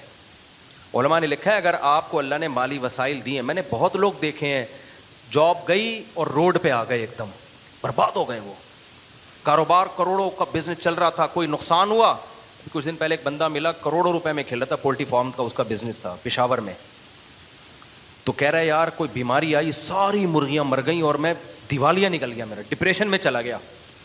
میں نے کہا میرے بھائی ایسا کام کیا کیوں آپ نے, کیا آپ کو پتہ نہیں ہے مرغیاں بھی بیماریاں آتی ہیں؟ کہہ رہے آتی ہیں لیکن میں تو ویکسین ہوں. میں نے کہا کیا آپ نے تحقیق نہیں کی کہ ویکسینیشن کے بعد بھی بعض دفعہ ساری مرغیاں مر جاتی ہیں؟ تو کچھ تو آپ کو رکھنا چاہیے تھا نا. اس لیے علماء نے بیان کیا ہے بھائی کوئی بھی بزنس کر رہے ہو, کوئی بھی جاب کر رہے ہو, کم سے کم 1 سال کا جو ہے نا نان نفقہ سنبھال کے رکھو کہ اگر میں جاب لیس ہو گیا تو 1 سال میں اتنا کما لوں, 1 سال کا میں اتنے اپنے پاس ریزرو رکھوں کہ کم سے کم 1 سال میں اپنی بیوی بچوں کو کھلا سکوں, اور اس دوران میں کوئی دوسرا کاروبار کر سکوں, کوئی دوسری جاب تلاش کر سکوں. ہاں اس سے بہت زیادہ 10-10 سال کی 20-20 سال کی پلاننگ پھر یہ توکل کے خلاف ہے. لیکن 1 سال 2 سال 1.5 سال کچھ تو کرے نا آدمی. نہیں جی جس اللہ نے آج کھلایا کل بھی کھلائے گا, تو اگر اللہ نے اس طرح سے وعدہ کیا ہوتا تو پھر لوگ روڈوں پہ کیوں بیٹھے ہوئے ہوتے, جھونپڑوں میں کیوں سو رہے ہوتے؟ فوراً ایک آیت پڑھ لیتے ہیں, وما من دابۃ الا علی اللہ رزقها, ہر کا اللہ نے روزی دینے کا وعدہ کیا. اللہ نے وعدہ کیا ہے, لیکن آپ پورے اسباب اور وسائل اختیار کرو گے. ہاں, ہوس نہ کرو جیسے جمع کر کے لوگ پاگل ہوئے ہیں, یہ غلط ہے. لیکن ایسا توکل جائز نہیں ہے کہ آپ جو ہے وہ جو اللہ نے اسباب اور وسائل رکھے ہیں اس سے بھی کو بھی آپ اگنور کرنا شروع کر دو. حالات کا کچھ پتہ نہیں ہوتا. مولانا تھانوی رحمہ اللہ تعالیٰ تو بہت توکل والے تھے, لیکن اس میں بہت حساس تھے. وہ جب زبان سے جو منہ سے نوالا چھنتا ہے نا, ایمان بھی جاتا ہے آج کل لوگوں کا. ایک روایت ہے, اگرچہ روایت ضعیف ہے, لیکن وہ قاد الفقر ان یکون کفرا او کما قال صلی اللہ علیہ وسلم, فرمایا فقر و فاقہ بعض دفعہ کفر تک پہنچا دیتا ہے. عورتیں اپنی عزتیں بیچنے پہ آ جاتی ہیں فقر و فاقہ کی وجہ سے. تو ایسا توکل نہیں کیا جائے. تو اتنا کم از کم اپنے پاس ہو کہ بھائی کل آپ اگر خدا نخواستہ بے روزگار ہو جاتے ہیں, اور یہ کہ آپ نے مرغیوں کا پولٹری فارم کھولا ہوا ہے اور فرض کر کے بیٹھے ہوئے ہیں کہ چونکہ میں نے اللہ سے تہجد میں دعا مانگی ہے اب ان پہ کوئی بیماری نہیں آئے. بھائی دعا بھی مانگو بیماریوں سے. میرا تو پورا دیکھو نا, ابھی 35 مرغیاں مر گئیں میری. ایک بیماری آئی تو ایک دم جنازے اڑو, چھوٹی سی میری غلطی تھی, لیکن وہ 2.5 سال سے مری نہیں تھی, اب مری ہیں تو ٹک ٹک ٹک کچھ بچ گئی ہیں الحمدللہ, ساری نہیں مری ہیں کیونکہ وہ ہمارے گھر ہی کے چوزے تھے جو بڑے ہو گئے. تو ایک غلطی ہوئی تھی مجھ سے, اب انشاءاللہ آئندہ وہ غلطی نہیں کروں گا, لیکن تجربہ تو بڑھ گیا نا, نقصان تو ہو گیا نا. تو اللہ پہ اعتماد اور توکل اس کا ایک مطلب ہے جو شریعت نے بتایا ہے. تو وہ شوگر کے پیشنٹ نے بڑی اچھی بات کی, اس نے کہا حضرت جو گھوڑے دوڑائے تھے نا صحابہ کرام نے, وہ پل نہیں تھا وہاں پہ, اس وجہ سے مجبوراً دوڑا لیے تھے. تو اللہ میاں نے مجھے کھانے کی اتنی چیزیں دی ہیں کہ میں بھوک سے مر نہیں رہا ہوں. اگر مر رہا ہوتا تو جان بچانا فرض تھی, پھر میں یہ شربت کا گلاس اللہ پہ توکل کر کے پی لیتا کہ فی الحال تو جان بچاؤ, پھر دیکھیں گے شوگر کہاں جا رہی ہے کہاں نہیں جا رہی, یا اور چیزیں جو ہے وہ میرے لیے دنیا میں ختم ہو گئی ہیں, یا شوگر سے میں نے مرنے کا ارادہ ہی کر لیا ہے, خودکشی کا ارادہ ہی کر لیا ہے, تو پی لوں گا. تو کبھی بھی اس طرح کے یہ بے موقع توکل ہوتا ہے. ایک اور ہمارے دوست تھے, ان کو بھی شوگر, وہ بھی اسی طرح کہہ رہے یار بندہ کھاتا ہوا بس جو جو جو ٹینشن لیتا ہے نا وہ مر جاتا ہے. یہ سب فضول قسم کی باتیں ہوتی ہے. اللہ نے مسلمان جو ترقی نہیں کر رہا نا اس میں ان باتوں کا بہت بڑا دخل ہے. جب یہ اپر لیول پہ ہوتی ہیں تو پھر اپر لیول پہ نقصان ہوتا ہے. انفرادی زندگی میں اس طرح کی باتیں ہوتی ہیں تو انفرادی زندگی میں نقصان ہوتا ہے. سمجھتے ہو کہ نہیں سمجھتے ہو؟ اب جلدی سے میں بات کو سمیٹ کے ختم کروں جو بیان میں لے کے چلا تھا. تو اللہ نے کیا فرمایا, تدعو من ادبر وتولی. تو اللہ کے حکم کی جو آرڈر ہے نا, اللہ کا جو آرڈر ہے اس کی ویلیو اس لیے بھی ہے کہ وہ صاحب کمال اور صاحب قدرت ہے. اس کی ویلیو اس لیے بھی ہے کہ جتنا وہ ہمارا قریب ہے اتنا ریلیشن ہمارا کسی اور سے نہیں ہے. دیکھو ماں باپ سب سے زیادہ قریب ہوتے ہیں, تو ہمیں ماں باپ دینے والا کون ہے؟ اللہ ہے. اللہ کہتے ہیں هو اعلم بكم اذ انتم اجنة في بطون امهاتكم. تم جب اپنی ماں کی پیٹ میں جنین تھے, جنین کہتے ہیں چھپے ہوئے, جب تمہارے ماں باپ بھی تم کو نہیں جانتے تھے, وہ اس وقت سے تمہیں جانتا ہے, اس وقت سے تمہیں جانتا ہے. تو اللہ سے زیادہ انسان کا ریلیشن کسی کے ساتھ نہیں ہے. تیسری چیز اللہ کہتے ہیں جتنے میرے احسانات ہیں, تیسری چیز احسان ہوتا ہے نا جس کی وجہ ہم کسی کے آرڈر کو مانتے ہیں, میرے احسانات جتنے زیادہ ہیں اتنے تو یعنی اللہ کہتے ہیں میرے احسانات کو نا تم قلم سے لکھنا شروع کرو, پوری دنیا کے درخت قلم بن کے گھس کے ختم ہو جائیں گے, اور سمندروں کی سیاہی ان قلموں میں استعمال ہو کے ختم ہو جائے گی. اور وَإِن تَعُدُّوا نِعْمَةَ اللَّهِ لَا تُحْصُوهَا. اللہ کی نعمتوں کو لکھنے بیٹھو گے قلم گھس کے ختم, اور سمندر کی سیاہی ختم, اللہ کی نعمتیں ختم نہیں ہوں گی. اور ایک ایک نعمت اتنی پاورفل ہے نا, کروڑوں خربوں میں بھی وہ سستی ہے. ایک آنکھ کی نعمت دیکھ لو, آپ کے پاس 1 کروڑ روپے ہو, خون پسینے کی کمائی ہو, ایک بندہ کہ کروڑ دے یا آنکھیں دے, کیا دو گے آپ؟ کروڑ روپے ڈاکوؤں کو دے رہے ہوتے ہیں نا جان بچانے کے لیے, ڈاکوؤں کو دے نہیں رہے ہوتے صبح شام کے جان بچے یار. آنکھوں کی نعمت ہے, سننے کی نعمت ہے, چکھنے کی نعمت ہے, ہر نعمت, اتنی قیمتی نعمتیں, ایک ایک نعمت جو اللہ نے انسان کو اس کی باڈی میں جو نعمتیں لگا دی ہیں, اتنی قیمتی نعمتیں ہیں. تو یہ اللہ کے احسانات ہیں.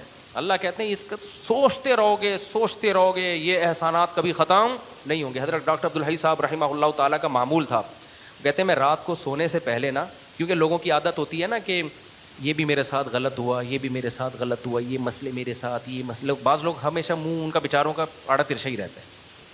مہنگائی ہو گئی ہے، وزیر اعظم ہی نہیں بن رہا، اور ابے یہ تو تمہارے مسئلے ہیں ہی نہیں. یہ کیوں لے رہے ہو ٹینشن یار؟ یہ ہمارا کام تھوڑی ہے. وہ ٹینشنیں لو جو تمہاری ہیں. تو یہ بھی نہیں ہو رہا ہے، یہ بھی نہیں ہو رہا، صبح و شام. تو حضرت مولانا شریف تھانوی رحمہ اللہ کو کسی بزرگ نے انہوں نے خط لکھا کہ حضرت یہ بھی میرے ساتھ مسئلہ ہے، یہ بھی مسئلہ ہے، یہ بھی مسئلہ ہے. تو حضرت حکیم الامہ چونکہ مصلح تھے نا، پیر و مرشد، پہلے پیر و مرشد ایسے ہوتے تھے، انہوں نے پورے خط کے آخر میں ایک جواب لکھا کہ افسوس کے شکر کا جملہ ایک بھی نہیں لکھا، سارے مسئلے ہی بتائے ہیں. تو سمجھ گیا کہ بھائی تربیت نہیں ہو رہی ہے. تربیت ہو گئی ہوتی تو کیا بتا رہے ہوتے؟ حضرت یہ بھی ٹھیک، وہ بھی ٹھیک، یہ بھی ٹھیک، ٹھیک ہے نا. تو خیر وہ تو پھر تربیت ہوئی ان کی الحمدللہ، بڑے بزرگ بنے وہ. تو وہ فرماتے تھے کہ میں جب رات کو سونے سے پہلے میں کیا کرتا ہوں، دیکھتا ہوں، یہ نہیں دیکھتا کہ کیا کیا غلط ہے، یہ دیکھتا ہوں کیا کیا ٹھیک ہے. تو میں دیکھتا ہوں الحمدللہ گھر والے صحت مند ہیں، بچے میرے ماشاءاللہ سارے زندہ ہیں اور صحت مند ہیں، کوئی چھوٹی موٹی بیماری ہے لیکن خطرناک نہیں ہے. اللہ کا شکر ہے کل گھر کا راشن کل کا کم از کم ہے، ناشتے کا بھی، دوپہر کھانے کا بھی، رات کھانے کا بھی. اللہ کا شکر سونے کی جگہ بھی ہے. بہت سے لوگوں کے پاس رات کو سر چھپانے کی جگہ نہیں ہے. بہت سے لوگوں کو ایسی خطرناک بیماریاں لگی ہوئی ہیں، بڑے بڑے 1000 گز کے بنگلوں میں ایئر کنڈیشن روم میں سو رہے ہیں. کینسر ہے خطرناک، کوئی ٹی بی ہوئی ہوئی ہے، کوئی ایسی ڈینجرس بیماری ہوئی ہوئی ہے، ہم ان سے کروڑا گنا اچھے ہیں. تو ہر چیز میں نا اللہ کا شکر، اللہ کا شکر، یہ نعمت، یہ نعمت، یہ نعمت. اس سے کیا ہوتا ہے؟ دل میں اللہ کی محبت پیدا ہوتی. پانی مل رہا ہے، کھانا مل رہا ہے، کتنی نعمتیں. اور سب سے بڑی نعمت ایمان. ہم اس اللہ کو پہچانتے بھی ہیں جس نے ہمیں پیدا کیا. تو اس طرح سے نا سوچنا چاہیے ہمیں بھی.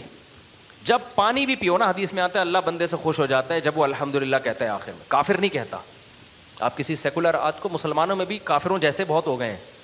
آپ بولو نا الحمدللہ بولو تو غصہ کرے گا آپ کے اوپر. کسی مولویوں کے پاس سے لگ رہا ہے بیٹھ کے آ رہا ہے، مولویوں کے پاس سے بیٹھ کے آ رہا ہے. بھائی سبحان اللہ الحمدللہ مولویوں کی بات ہے. بھائی مولویوں کی تھوڑی ہے یار، یہ جس نے تمہیں دیا ہے آسمان سے برساتا ہے تمہارے لیے. پھر کہتا ہے، اللہ کہتا ہے کہ فَسَلَكَهُ يَنَابِيعَ فِي الْأَرْضِ، زمین کے سوتوں میں داخل کرتا ہوں. أَرَأَيْتُمْ إِنْ أَصْبَحَ مَاؤُكُمْ غَوْرًا، بتاؤ یہ پانی اور نیچے چلا جائے تو کون ہے جو نکال کے لائے گا؟ پانی ایک سطح تک نیچے جاتا ہے، پیٹرول والی سطح پہ نہیں پہنچتا پانی. اللہ نے ایک نظام بنایا ہوا ہے بھائی یہاں تک جائے گا، اس سے زیادہ نیچے، ورنہ کون سی چیز ہے جس کو نیچے جانے سے روک رہی ہے؟ اور نیچے چلا جاتا. پھر پیٹرول والی کمپنیوں کو آرڈر دیتے کہ نکالیں پانی. ایک ایک نعمت. یہ پانی پیا کرو، سوچا کرو بھائی یہ کہاں سے آ رہا ہے. فلٹر کا پانی بھی تو کہیں نہ کہیں سے آ رہا ہوتا ہے نا جو ہم پی رہے ہوتے ہیں. تو ایک ایک نعمت. تو ہر نعمت پہ انسان کو سوچنا چاہیے، پھر فوراً دل سے آواز نکلنی چاہیے، اللہ تو نے اتنے احسانات کیے تو اے اللہ اب میں تیری نافرمانی نہیں کر سکتا. ایک احسان یہ کر لے کہ اپنی نافرمانی سے بچا لے، کیونکہ اب اللہ کے حکم کو توڑنا چھوٹا جرم نہیں ہے. اسی کو یہ جو میں نے آیت پڑھی ہے، تدعو من ادبر وتولی، جو ایسا رب، میں نے بتایا تھا نا ریلیشن، محبت اور قوت.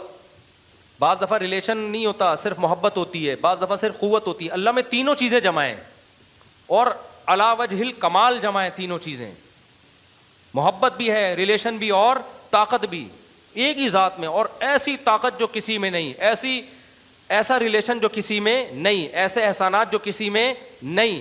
پھر بھائی اللہ جب کسی بات کا آرڈر دے گا نا، وہ کہہ رہا ہے نماز پڑھو تو پھر آپ کو پڑھنی پڑے گی. وہ کہہ رہا ہے زنا کے قریب مت جاؤ تو اب آپ کو قریب جانے کی اجازت نہیں ہے. وہ کہے گا بوڑھے ماں باپ کے سامنے اف نہ کرو تو اف کرنے کی اجازت نہیں ہے. وہ اگر کہہ رہا ہے کہ سود مت کھاؤ تو کھانے کی اجازت نہیں ہے. وہ اگر کہہ رہا ہے کہ نظر کی حفاظت کرو تو حفاظت کرنی پڑے گی. سمجھتے ہو کہ نہیں سمجھتے؟ تو سب سے پہلے تو نماز ہے، وہی انسان وہی سیدھی نہیں ہو رہی، آج وہی سیدھی نہیں ہو رہی. تو یہ سارے کام کرنے پڑیں گے، یہ آپشنل نہیں ہے اور یہ چھوٹا جرم نہیں ہے. اسی کو اللہ نے کہا تدعو، یہ اس کو بلائے گی جو اللہ کے حکام سے منہ موڑے گا. تو اس لیے اللہ کا دعویٰ برحق ہے. عقل مند لوگ اس دعوے کو مان لیتے ہیں اور اللہ کے حکم کو پورا کرنا شروع کر دیتے ہیں. کہیں کوتاہی ہو تو اللہ کہتے ہیں میں غفور رحیم ہوں، توبہ کرو. ایسا نہیں ہو کہ بس ذرا سی غلطی ہوئی پکڑ کے جہنم میں پھینک دوں گا، نہ، توبہ کا موقع دیتا ہوں، توبہ کرو. تو اور کیا رہ گیا بھائی؟ اب کیوں نہیں شریعت پہ چلے انسان ہے بھائی؟ جب وہ کہہ رہا ہے کہ آنے کی کوشش کرو، سیدھے راستے پر آؤ، غلطی ہو رہی ہے معافی مانگو. اور اللہ کو معاف کرنا کیا ہے؟ پسند ہے. معاف کرنا بھی اس کو اچھا لگتا ہے کہ چلو غلطی ہوئی ہے تو بھاگو تو نہیں نا مجھ سے, صحیح ہے نا, غلطی ہو گئی ہے, آدم علیہ السلام سے ہو گئی تھی, توبہ کی نا, روئے اللہ کے سامنے, تو تم سے ہو جائے تم بھی رو دو. رونا نہیں آتا, اب رونا اختیار میں نہیں ہے, سوائے ابھی میں نام لینے والا تھا کہ وہ بعض ایکٹر ایسے ہیں جب چاہیں رو لیتے ہیں بیٹھ کے, ہیں مذہبی لیکن ایکٹر ٹائپ کے ہیں وہ. خیر, تو اللہ کہتے ہیں رونا نہیں آتا نا, رونے جیسی صورت بنا لو تو بھی کیا کر لوں گا. تو اب کیا رہ گیا بھائی, کہاں اسلام اب مشکل کہاں سے رہ گیا. تو رونا آ جائے ٹھیک ہے, نہیں آیا اللہ کہہ رہے رونے والی شکل بنا لو جیسے رو رہے ہو, بس کافی ہے, یہ بھی مان لوں گا. پھر بھی اگر کوئی ڈھیٹ کا بچہ نہیں آ رہا نا تو پھر قرآن کہتا ہے انلزمکموہا وانتم لہا کارہون, تم جہنم میں چھلانگ لگانا چاہتے ہو, میں زبردستی گھسیٹ لوں, ایسا ممکن نہیں ہے. پھر جہنم خالی ہو جائے گی. اللہ نے جہنم بنائی ہے خالی رکھنے کے لیے نہیں بلکہ بھرنے کے لیے. اللہ ہم سب کو جہنم کی آگ سے محفوظ رکھے. تو سنتوں کے بعد انشاءاللہ ابھی نماز ہوگی, سنتوں کے بعد سوال جواب کا سیشن. اگر کریڈٹ کارڈ کی پیمنٹ سود چڑھنے سے پہلے کر دیں تو کریڈٹ کارڈ استعمال کر سکتے ہیں؟ نہیں, کیونکہ ایگریمنٹ سودی ہوتا ہے. ایگریمنٹ میں یہ ہوتا ہے کہ ٹائم پہ پیسے نہیں دیے تو سود لگے گا, تو یہ ایگریمنٹ بھی جائز نہیں. ہاں اتنا فائدہ ضرور ہے کہ چونکہ آپ نے عملی طور پر سود دینا نہیں ہے تو اس سے اتنی چھوٹ ملتی ہے کہ جہاں ضرورت ہوگی پھر وہاں یہ استعمال کر سکتے ہو. بعض دفعہ اس کے بغیر شاپنگ ہوتی نہیں ہے تو پھر مجبوری کے حکام الگ. یو کے میں کریڈٹ کارڈ استعمال کرنے سے کریڈٹ ریٹنگ بڑھتی ہے جس سے گھر اور گاڑی آسانی نہیں ہے. یہ کوئی شرعی ضرورت نہیں ہے جس سے بعد میں گھر گاڑی آسانی سے ملتی ہے نا. 1 سال کا بچہ لے کر اس کا ابو پنجاب چلا گیا, بیوی کو امی کے گھر پر چھوڑ گیا ہے, نہ بچہ ماں کو دیتا ہے نہ خرچہ دیتا ہے, ظالم آدمی ہے. نبی صلی اللہ علیہ وسلم نے فرمایا دیکھو اسلام میں حکم یہ ہے کہ آپ کے 2 غلام ہیں اور دونوں بھائی ہیں, یا بھائی ایک لونڈی ہے اور ایک لڑکا ہے, لڑکی ہے وہ آپ کی باندھی ہے اور لڑکا آپ کا غلام ہے. تو آپ صلی اللہ علیہ وسلم نے ان دونوں کو جدا کرنے کو حرام قرار دیا ہے. عرب میں ایسا ہوتا تھا کہ جنگ میں قیدی بن کے آئے نا, 2 بھائی قیدی بن گئے, دونوں غلام ہیں, آپ نے ایک بھائی کو بیچ دیا کسی وہ تھرڈ پرسن, وہ نابالغ کی بات ہو رہی ہے, ایک کو بیچ دیا آپ نے کسی تھرڈ پرسن کے ہاتھوں, اب وہ دونوں بھائی کیا ہو گئے ایک دوسرے سے جدا. اس بیع سے نبی صلی اللہ علیہ وسلم نے منع کیا, اس کو حرام قرار دیا. سمجھتے ہو کہ نہیں سمجھتے ہو؟ خونی رشتہ, باپ بیٹا جنگ میں غلام ہو گئے, اب دونوں ایسا نہیں کر سکتے باپ کو بالکل کہیں الگ جگہ بیچ دے, باپ بیٹے سے کیا ہو جائے جدا ہو جائے. یہ صحیح حدیث ہے, یہ غلاموں کے حقوق میں ہے. یہ 2 بہنیں لونڈی بن کے آ گئیں, غلام بن کے آ گئیں, اب ان کو بیچ کے جدا نہیں کر سکتے آپ, بہت سخت اس پہ وعیدیں ہیں. آزاد کر سکتے ہو ایک کو, کسی ایسے اجنبی کے ہاتھوں بیچ نہیں سکتے, کیونکہ محرم رشتہ ہے نا. یہ جو بھی محرم رشتے ہیں بہت کلوز ہوتے ہیں, ان میں تفریق کرنے کو ناجائز اور حرام قرار دیا ہے. تو یہاں بھی ماں بیٹے کا رشتہ تو باپ اور اولاد کا اور ماں اولاد کا رشتہ تو بہت زیادہ قریبی رشتہ ہے. آج بھی میرے پاس کیس آیا, وہ بندہ ڈپریشن میں گیا ہوا ہے, کہہ رہے میری بیوی سے علیحدگی ہوئی ہے, وہ میری بچی لے کے غائب, کہہ رہے مجھے نماز میں وہ بچی آ رہی ہے, میں سوتے سوتے اٹھ جاتا ہوں, آنکھوں سے آنسو ٹپک رہے تھے اس کے, اتنا اس قابل ترس تھا وہ. کہہ رہے میری بیوی نے بچہ ہی غائب کر دیا.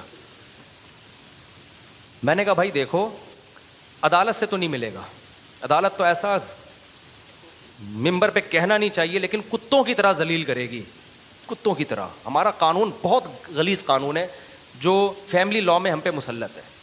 زندگی تمہاری میں نے کہا برباد کر دے گی کورٹ. اور ہمارے جو اسمبلیوں میں بیٹھے ہوئے لوگ ہیں وہ چپ بیٹھے ہوئے ہیں, ان کو کوئی, کیونکہ وہ فیملی سسٹم کی ان کے یہاں کوئی ویلیو نہیں ہے نا. تو میں نے کہا وہ تو کیونکہ لبرل اور سیکولر قوتوں سے متاثر ہیں, تو میں نے کہا کورٹ سے تو ذلیل ہو جاؤ گے. میں نے کہا اب 2 ہی راستے ہیں, یا تو بدماشی وہ کر سکتے ہو تو ٹھیک ہے, نہیں بدماشی کر سکتے تو بھول جاؤ اس بچے کو, بس شادی کرو, بچے پیدا کرو, اس بڑے ہو کے آنا ہوگا آ جائیں گے, نہیں آنا ہوگا تو سمجھو میری زندگی سے کیا ہو گئے, مر گئے. میں نے یہ نہیں کہا کہ چھین کے اٹھا کے لے آؤ, میں نے کہا کیونکہ ماں کا حق بھی تو ہے نا, یہ تو نہیں کہ ماں سے محروم کر دیں بچہ. ہم تو وہ بات تھوڑی کریں گے دشمنی میں کہ بھئی آپ شریعت ہی سے آگے. میں نے کہا آپ یہ کہو یہ بچی چھوٹی ہے, مجھے ہفتے میں 1 دن 2 گھنٹوں کے لیے ملاقات کرنے دو, اور کوئی خرچہ ورچہ طے کر دو, بچی کا آپ دو خرچہ. کورٹ میں تو کتوں کی طرح کورٹ میں ملاقات ہو جائے گی لیکن کئی مہینوں کے بعد جا کے ہوگی, ایک بات. دوسری اس کی شرائط اتنی خطرناک شرائط ہے نا کہ جج کبھی خود بھگتے تو پتہ چلے گا اس کو. اس میں عورت کا موڈ نہیں ہے, وہ کہہ رہی میں نہیں لا رہی ہے, وہ جائے گا اپنا خرچ کر کے, پھر آنے کا کرایہ بھی آپ دو گے, بہت ہے, اور کورٹ میں ملو گے آپ, عدالت میں باپ اپنے بچوں سے مل رہا ہو تو ویسے ہی وہ 2 ٹکے کا نہیں رہتا, بچوں کی نظر میں بھی نہیں رہے گا, وہ سمجھے گا مجرم ہے جو کورٹ میں آیا ہوا ہے. تو وہ کہنے لگا میں کیا کروں. میں نے کہا یا تو بدماشی کرو. کہہ رہے میں نے کی تھی, مجھے سالوں نے مارا, مار کے پتنی توڑ تاڑ دیا. تو میں نے کہا آپ 10 بندے لے کے جاؤ.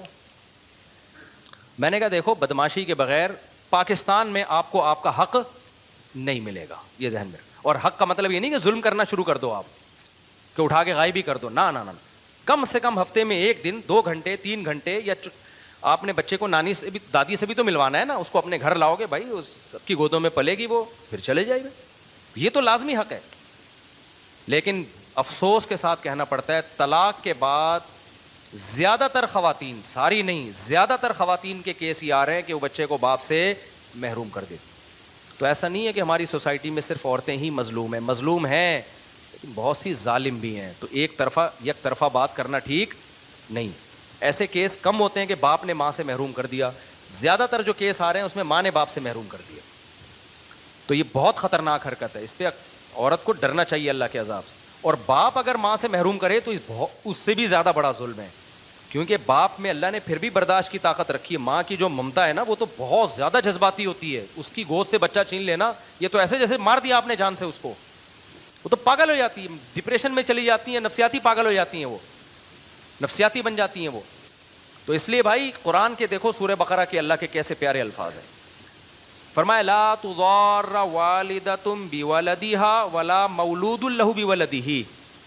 یہ سورہ بقرہ میں اللہ نے پہلے ہی 1400 سال پہلے آیتیں نازل کر دی ہیں کہ میاں بیوی میں علیحدگی ہو جائے تو بچے کی وجہ سے نہ باپ کو نقصان پہنچاؤ نہ ماں کو نقصان پہنچاؤ. یہ سیدھا سیدھا آیت کا ترجمہ کر رہا ہوں. دونوں کا حق ہے بھائی, دونوں کو ٹینشن سے بچاؤ. تو ٹینشن سے بچانے کا طریقہ کیا ہے؟ وہ یہ ہے کہ جب بچہ چھوٹا ہو تو ماں کی گود میں رہے گا وہ, اور باپ جب چاہے گا اس سے ملتا رہے گا. ماں کما نہیں سکتی, لہذا خرچہ کما سکتی بھی ہو تو خرچہ کس کے ذمہ ہے بچے کا؟ باپ کے ذمہ. لیکن جب باپ خرچہ اٹھا رہا ہے تو مرضی کس کی چلے گی؟ باپ کی. گود ماں کی ملے گی, آرڈر کس کا چلے گا؟ اسکول کون سا پڑھنا ہے, مدرسہ جانا ہے یا اسکول جانا ہے, کون سے اسکول جانا ہے. تو جب خرچہ اس پہ ڈالا جا رہا ہے تو آرڈر بھی اس کا چلے گا. عدالت کتوں کی طرح گدھوں کی طرح باپ کو استعمال کرتی ہے, کہتی ہے 18 سال تک خرچہ تم نے دینا ہے. چلے گی کس کی؟ اس پہ ماں کی چلے گی. تو کہے گا جب میرا کچھ نہ میں میری گود میں آ رہا ہے وہ, صحیح ہے نا, نہ میری مرضی چل رہی ہے, تو خرچہ میں کس بات کا دوں؟ تو یہ نہ یورپ کے ہیں نہ اسلام کے ہیں, سمجھتے ہو. گوروں میں پھر بھی سارا خرچہ باپ پہ نہیں ڈالتے ہیں, وہ ماں پہ بھی ڈالتے ہیں باپ پہ بھی ڈالتے ہیں. ہماری عدالتیں انگریزوں سے آگے نکل گئی ہیں, اور گوروں میں بچہ بھی باپ سے ملتا ہے ماں بھی ملتی ہے. ہمارے یہاں تو یہ جو تھا نا وہ ان سے بھی آگے نکل گئے. یہ ان کے ہاں اتنی حق تلفی نہیں ہوتی باپ کی جتنی ہمارے یہاں ہو رہی ہے. سمجھتے ہو کہ نہیں سمجھتے ہو؟ تو کورٹ کا قانون تو پتہ نہیں چینج ہو نہ ہو. ہمارے سیاسی جماعتوں کو ان چیزوں میں کوئی دلچسپی نہیں ہے, نہ مذہبی جماعتوں کو, نہ دوسری, ان کے اپنے ہی اس مسئلے ہیں. وہ آپ کو پتہ ہے کیا مسئلے ہیں. تو خیر جو اوریجنل مسائل ہیں نا ہمارے, جن پہ لوگ پہ ظلم ہو رہا ہے, وہ تو ہے ہی نہیں ہے. تو وہ تو جو جس پہ گزرتی ہے پھر وہ بھگت رہا ہوتا ہے. تو اب کیا مسئلہ ہے کہ عدالت سارا خرچہ باپ پہ ڈال رہی ہے, باپ کی چلتی نہیں ہے. تو اللہ میاں نے ایک اصول بیان کر دیا, بھائی بچے کی ماں کی گود سے آپ چھین نہیں سکتے. ماں تو مر جائے گی بیچاری, باپ اس سے ہمیشہ کیا کرے گا؟ ملتا رہے گا. جب چاہے گا ملے گا اس سے. کبھی کبھار رات گزارنے کے لیے بھی اپنے گھر لے جائے گا اس کو, تاکہ بچے اس کے خاندان سے مانوس رہیں. کیونکہ صرف باپ تھوڑی, آگے دادی بھی تو ہے نا, پھوپھیاں بھی تو ہیں, سب لوگ ہیں. اسلام میں تو خاندانی نظام ہے. اور پھر بچی جب 9 سال کی ہو جائے گی تو باپ کے حوالے کی جائے گی. وجہ اس کی ہے کہ اب اس کو حفاظت کی ضرورت زیادہ ہے. فقہا بیان کرتے ہیں لِأَنَّ بِالرِّجَالِ مِنَ الْغَيْرَةِ مَا لَيْسَ بِالنِّسَاءِ. اب وہ جوانی کے قریب پہنچ رہی ہے, اب اس کو مردوں کی ہوس سے بچانا, بوائے فرینڈ سے بچانا, اور یہ ساری, اس میں باپ زیادہ اچھا کردار ادا کر سکتا ہے. کیونکہ ماں کا روب نہیں ہوتا, روب کس کا ہوتا ہے؟ باپ کا ہوتا ہے. سمجھتے ہو کہ نہیں سمجھ؟ جب بالغ ہو جائے گی تو پھر باپ اس کی شادی کر دے گا, اپنے گھر پہ ہو گئی, ختم. کتنا آسان سے حل کر دیا. اور جو لڑکا ہے وہ 7 سال کا جب ہو جائے گا تو کس کے پاس چلا جائے گا؟ وہ باپ کے پاس, کیونکہ اب اس کو نگرانی کی ضرورت کیا ہے؟ زیادہ ہے. لیکن لڑکی 9 سال کی جب باپ کے پاس آئے گی اور لڑکا 7 سال کا, تو اب ماں اس سے ملنے سے روک نہیں سکتا. ماں کے پاس رات بھی گزاریں گے, ٹھیک ہے نا. یہ نہیں کہ اب باپ نے لے لیا تو اب ماں سے نہ بھائی جاؤ آج تم نانی کے یہاں, جیسے جو جاتے ہیں نا بچے نانی کے یہاں جاتے ہیں, ہمارے بچے بھی نانی کے یہاں گئے ہوئے ہیں, ٹھیک ہے نا. تو نانی کے یہاں جاؤ بھائی, ایک دن انجوائے کرو نانی کے یہاں, کل واپس آ جانا. ہمیشہ وہاں نہیں رہیں گے, کیونکہ ننیال میں بگڑنے کا اندیشہ زیادہ ہوتا ہے, ددیال میں بگڑنے کا اندیشہ کم. کیونکہ ددیال کو اللہ نے تھوڑا سا کرخت بنایا ہوتا ہے, ننیال میں شفقت زیادہ رکھی ہے, تو بچپن میں شفقت کی ضرورت ہے، لہذا ننیال کو ویلیو دی جا رہی ہے، اور جب تھوڑا سمجھدار ہو جاتا ہے تو اب تربیت کی ضرورت ہے، تھوڑا سا روب اور ڈانٹ ڈپٹ کی ضرورت ہے، تو اب کس کے ہاتھ میں جائے گا؟ یہ بیٹی بھی اور بیٹا بھی کس کے ہاتھ میں؟ باپ کیا، ماں ملتی رہے گی ان سے. اور جب لڑکا بالغ ہو گیا تو بھائی پھر تو اس کی اپنی زندگی ہے. یہ تو تھوڑے دنوں کی کا پھڈا ہے نا. بلوغت کے بعد تو لڑکی نے شادی کرنی ہے، اور لڑکا کیا ہے، وہ کمائے گا. آپ نے بھائی بیٹا تو اپنا گھر بنا، شادی کر، جیسے ہم نے اپنے بچوں کو بولا ہے نا، جو بالغ ہوتا جائے کما لے، شادی کر لے. یہاں نہیں آئے گی بہو، اپنے بنا لے گھر بھائی، لے جا. یہاں کیوں نہیں آئے گی؟ ہم کو پاگل ہیں اس لیے نہیں آئے گی یہاں پہ. آسان جواب ہے، اس لیے کہ بہوؤں کے بکھیڑے، آج بہویں آڑی ترشی کتنی ساسوں بہوؤں کے جھگڑے کون نمٹائے گا بیٹھ کے؟ سسروں کے بہو سے اتنے جھگڑے نہیں ہوتے، ساس بہو کے جھگڑے شروع ہو گئے میں تو پاگل ہو جاؤں گا. میں بولوں گا بھائی تو صحیح کہہ رہی ہے، تو صحیح کہہ رہے، تو کون صحیح کہہ رہے ہیں؟ تو زندگی میں اور بھی تو ہم نے بہت سارے کام کرنے ہیں بھائی. اس لیے ہمارا تو اصول ہے، بچہ بڑا ہوا، بچے کو میں کبھی شادی سے انشاءاللہ روکوں گا نہیں، اور بلکہ امید ہے تعاون نہیں کروں گا اس کے ساتھ نکاح میں. بولوں گا بیٹا خرچہ بھی تیرا ہوگا، کیونکہ اگر باپ کے خرچے پہ سارا کام ہو جائے نا تو بچہ ایسے سست بنتا ہے نا، وہ پھر کچھ کرنے کے قابل رہتے ہیں. میں اس کو بولوں گا ہاں میں نے دیکھا اپنی ذمہ داریاں پوری کر رہا ہے، پھر ہو سکتا ہے اپنے خرچے پہ کر دوں، لیکن بھائی بہو اس گھر میں نہیں آئے گی. میرا اصول ہے، کوئی شریعت کا نہیں ہے، لیکن تجربوں سے ہم نے سیکھا ہے یہ کہ بھائی اپنا اخپل طریقے سے ہم آ جائیں گے. ہماری بہو نے خدمت کر دی ٹھیک ہے، نہیں کی تو کم از کم گھر میں پھڈے تو نہیں ہوں گے نا. اللہ نے ہمیں لڑائیوں کو سلجھانے کے لیے پیدا نہیں کیا، اور بہت سارے کام ہیں. خالی یہی نہیں ہے کہ بیٹھ کے، اتنے مسئلے ہیں نا. مردوں کی لڑائیاں حل ہو سکتی ہیں، دونوں پارٹیوں کے پھڈے سنو، اس کے بعد فیصلہ کرو بھائی آپ غلط ہو، آپ سوری کرو، وہ کہے گا چلو ٹھیک ہے مفتی صاحب نے بول دیا آپ صحیح ہو، اور اب یہ کرو، اتنے پیسے اس کو دے دو، ختم. تو آدمی پاگل ہو جاتا ہے بھائی، سمجھ میں ہی نہیں آتا کہ کون صحیح ہے کون غلط ہے. تو اللہ میاں نے جو ہے نا، وہ دیکھو کبوتر کے بچے جب بڑے ہوتے ہیں گھونسلے سے نکالو ان کو. تو اس لیے یہ مسائل اپنے آپ کو کیوں مسئلوں میں ڈالتے ہو؟ نہ ڈالو اپنے آپ کو مسئلوں میں. تو بہنیں آج کل تو اکٹھی نہیں رہتی گھروں میں محبت کے ساتھ. تم کیا ساس بہوؤں کو رکھو گے یار؟ جہاں رہ رہی ہیں وہ رہتی رہیں محبت سے، میں نہیں کہہ رہا وہ الگ ہوں، لیکن اپنے بارے میں، اپنے بچوں کے بارے میں اصولیت رکھو. بھائی بڑا ہوا یہاں سے نہیں بیٹا، الگ گھر. مولانا تھانوی رحمۃ اللہ علیہ کے والد نے یہی کیا تھا، فرمایا جب جیسے میں بڑا ہوا نا، جوان ہوا، انہوں نے کہا بیٹا شادی کرو گے لیکن بہو اس گھر میں نہیں آئے گی. اب آپ کہو کہ میری خدمت کون کرے گا؟ تو کوئی خدمت والی بہویں مارکیٹ سے کیا چل رہی ہیں؟ کیا چل رہی ہیں.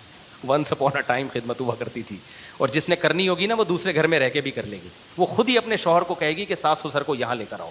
جس نے کرنی ہوتی ہے وہ خود بلا لے گی، ابھی بڑھاپا میرے پاس گزرے گا ان کا، ساس سسر کی میں خدمت کر کے جنت کماؤں گی. ورنہ بہویں آج کل کہاں، بہو کیا مرد بھی ایسے ہی ہیں نا، اولادیں ماں باپ کی خدمت نہیں کر رہی، تم بہوؤں سے امیدیں لگا کے بیٹھے ہوئے ہو. تو خیر بات کو میں سمیٹوں جلدی سے، کہاں جا رہا تھا میں، کدھر کو ایک دم بہت گاڑا ترچا ہو جاتا. تو اللہ میاں نے میاں بیوی کا جو ایک اصول اور بیان کیا ہے نا تمیز سے. سعودی عرب میں ایسا ہی ہوتا ہے، وہاں طلاقیں ہوتی ہیں، بچے نہیں رولتے وہاں پہ. طلاقیں وہاں بھی ہوتی ہیں، بچے نہیں رولتے. عرب کنٹریز میں بچے ماں کے ساتھ بھی رہتے ہیں، باپ کے ساتھ بھی رہتے ہیں. ہاں ماں نے اگر شادی کر لی ہے نا کہیں، پھر بچوں کو سوتیلے باپ کے ساتھ نہیں رکھ سکتی. پھر کہاں رہیں گے وہ؟ اوریجنل باپ کے ساتھ. خوب سمجھ لو. تو پھر نہیں رکھ سکتی، کیونکہ جب اوریجنل باپ موجود ہے تو پھر سوتیلے کے پاس کیوں؟ پھر دادی کے پاس رہیں گے، باپ بھی نہیں بلکہ دادی، کیونکہ چھوٹے بچے کو تو دادی پالے گی نا. سمجھتے ہو کہ نہیں سمجھتے ہو؟ تو اللہ میاں نے تو یہ محبت سے کر لو، لیکن نہ جس کی لاٹھی اس کی بھینس. تو یہ بھی انصاف نے ایسا کیا، بچے کو لے کے بھاگ گئے، یہ ماں رو رہی ہے، کیا گزر رہی ہے اس کے اوپر قیامت. ماں تو ایسے یار، وہ تو خود سوچو اپنی بیویوں کو دیکھا کرو کیسے بچوں کو پال رہی ہوتی ہیں. تو یہ تو بہت زیادہ ظلم ہے عورت کے اوپر. تو اس لیے بس یہی ہے، اللہ میاں نے قیامت رکھی ہے. میں جب بھی ایسے واقعات دیکھتا ہوں نا تو میں کہتا ہوں یار اللہ میاں نے سچی مچی میں واقعی آخرت رکھی ہے. اگر اللہ نے مار کے ہمیں مٹی کر کے ختم کرنا ہے نا تو اللہ تبھی تو کہتا ہے یہ تو میرے اوپر الزام ہے. ام نجعل المتقین کالفجار، کہ نیک لوگوں اور مجرم لوگوں کا انجام میں برابر کر دوں گا. تو اللہ کہتے ہیں یہ تو کس پر الزام ہے؟ یہ تو میرے اوپر الزام ہے، میں برابر نہیں کروں گا. تو اللہ نے آخرت رکھی ہے.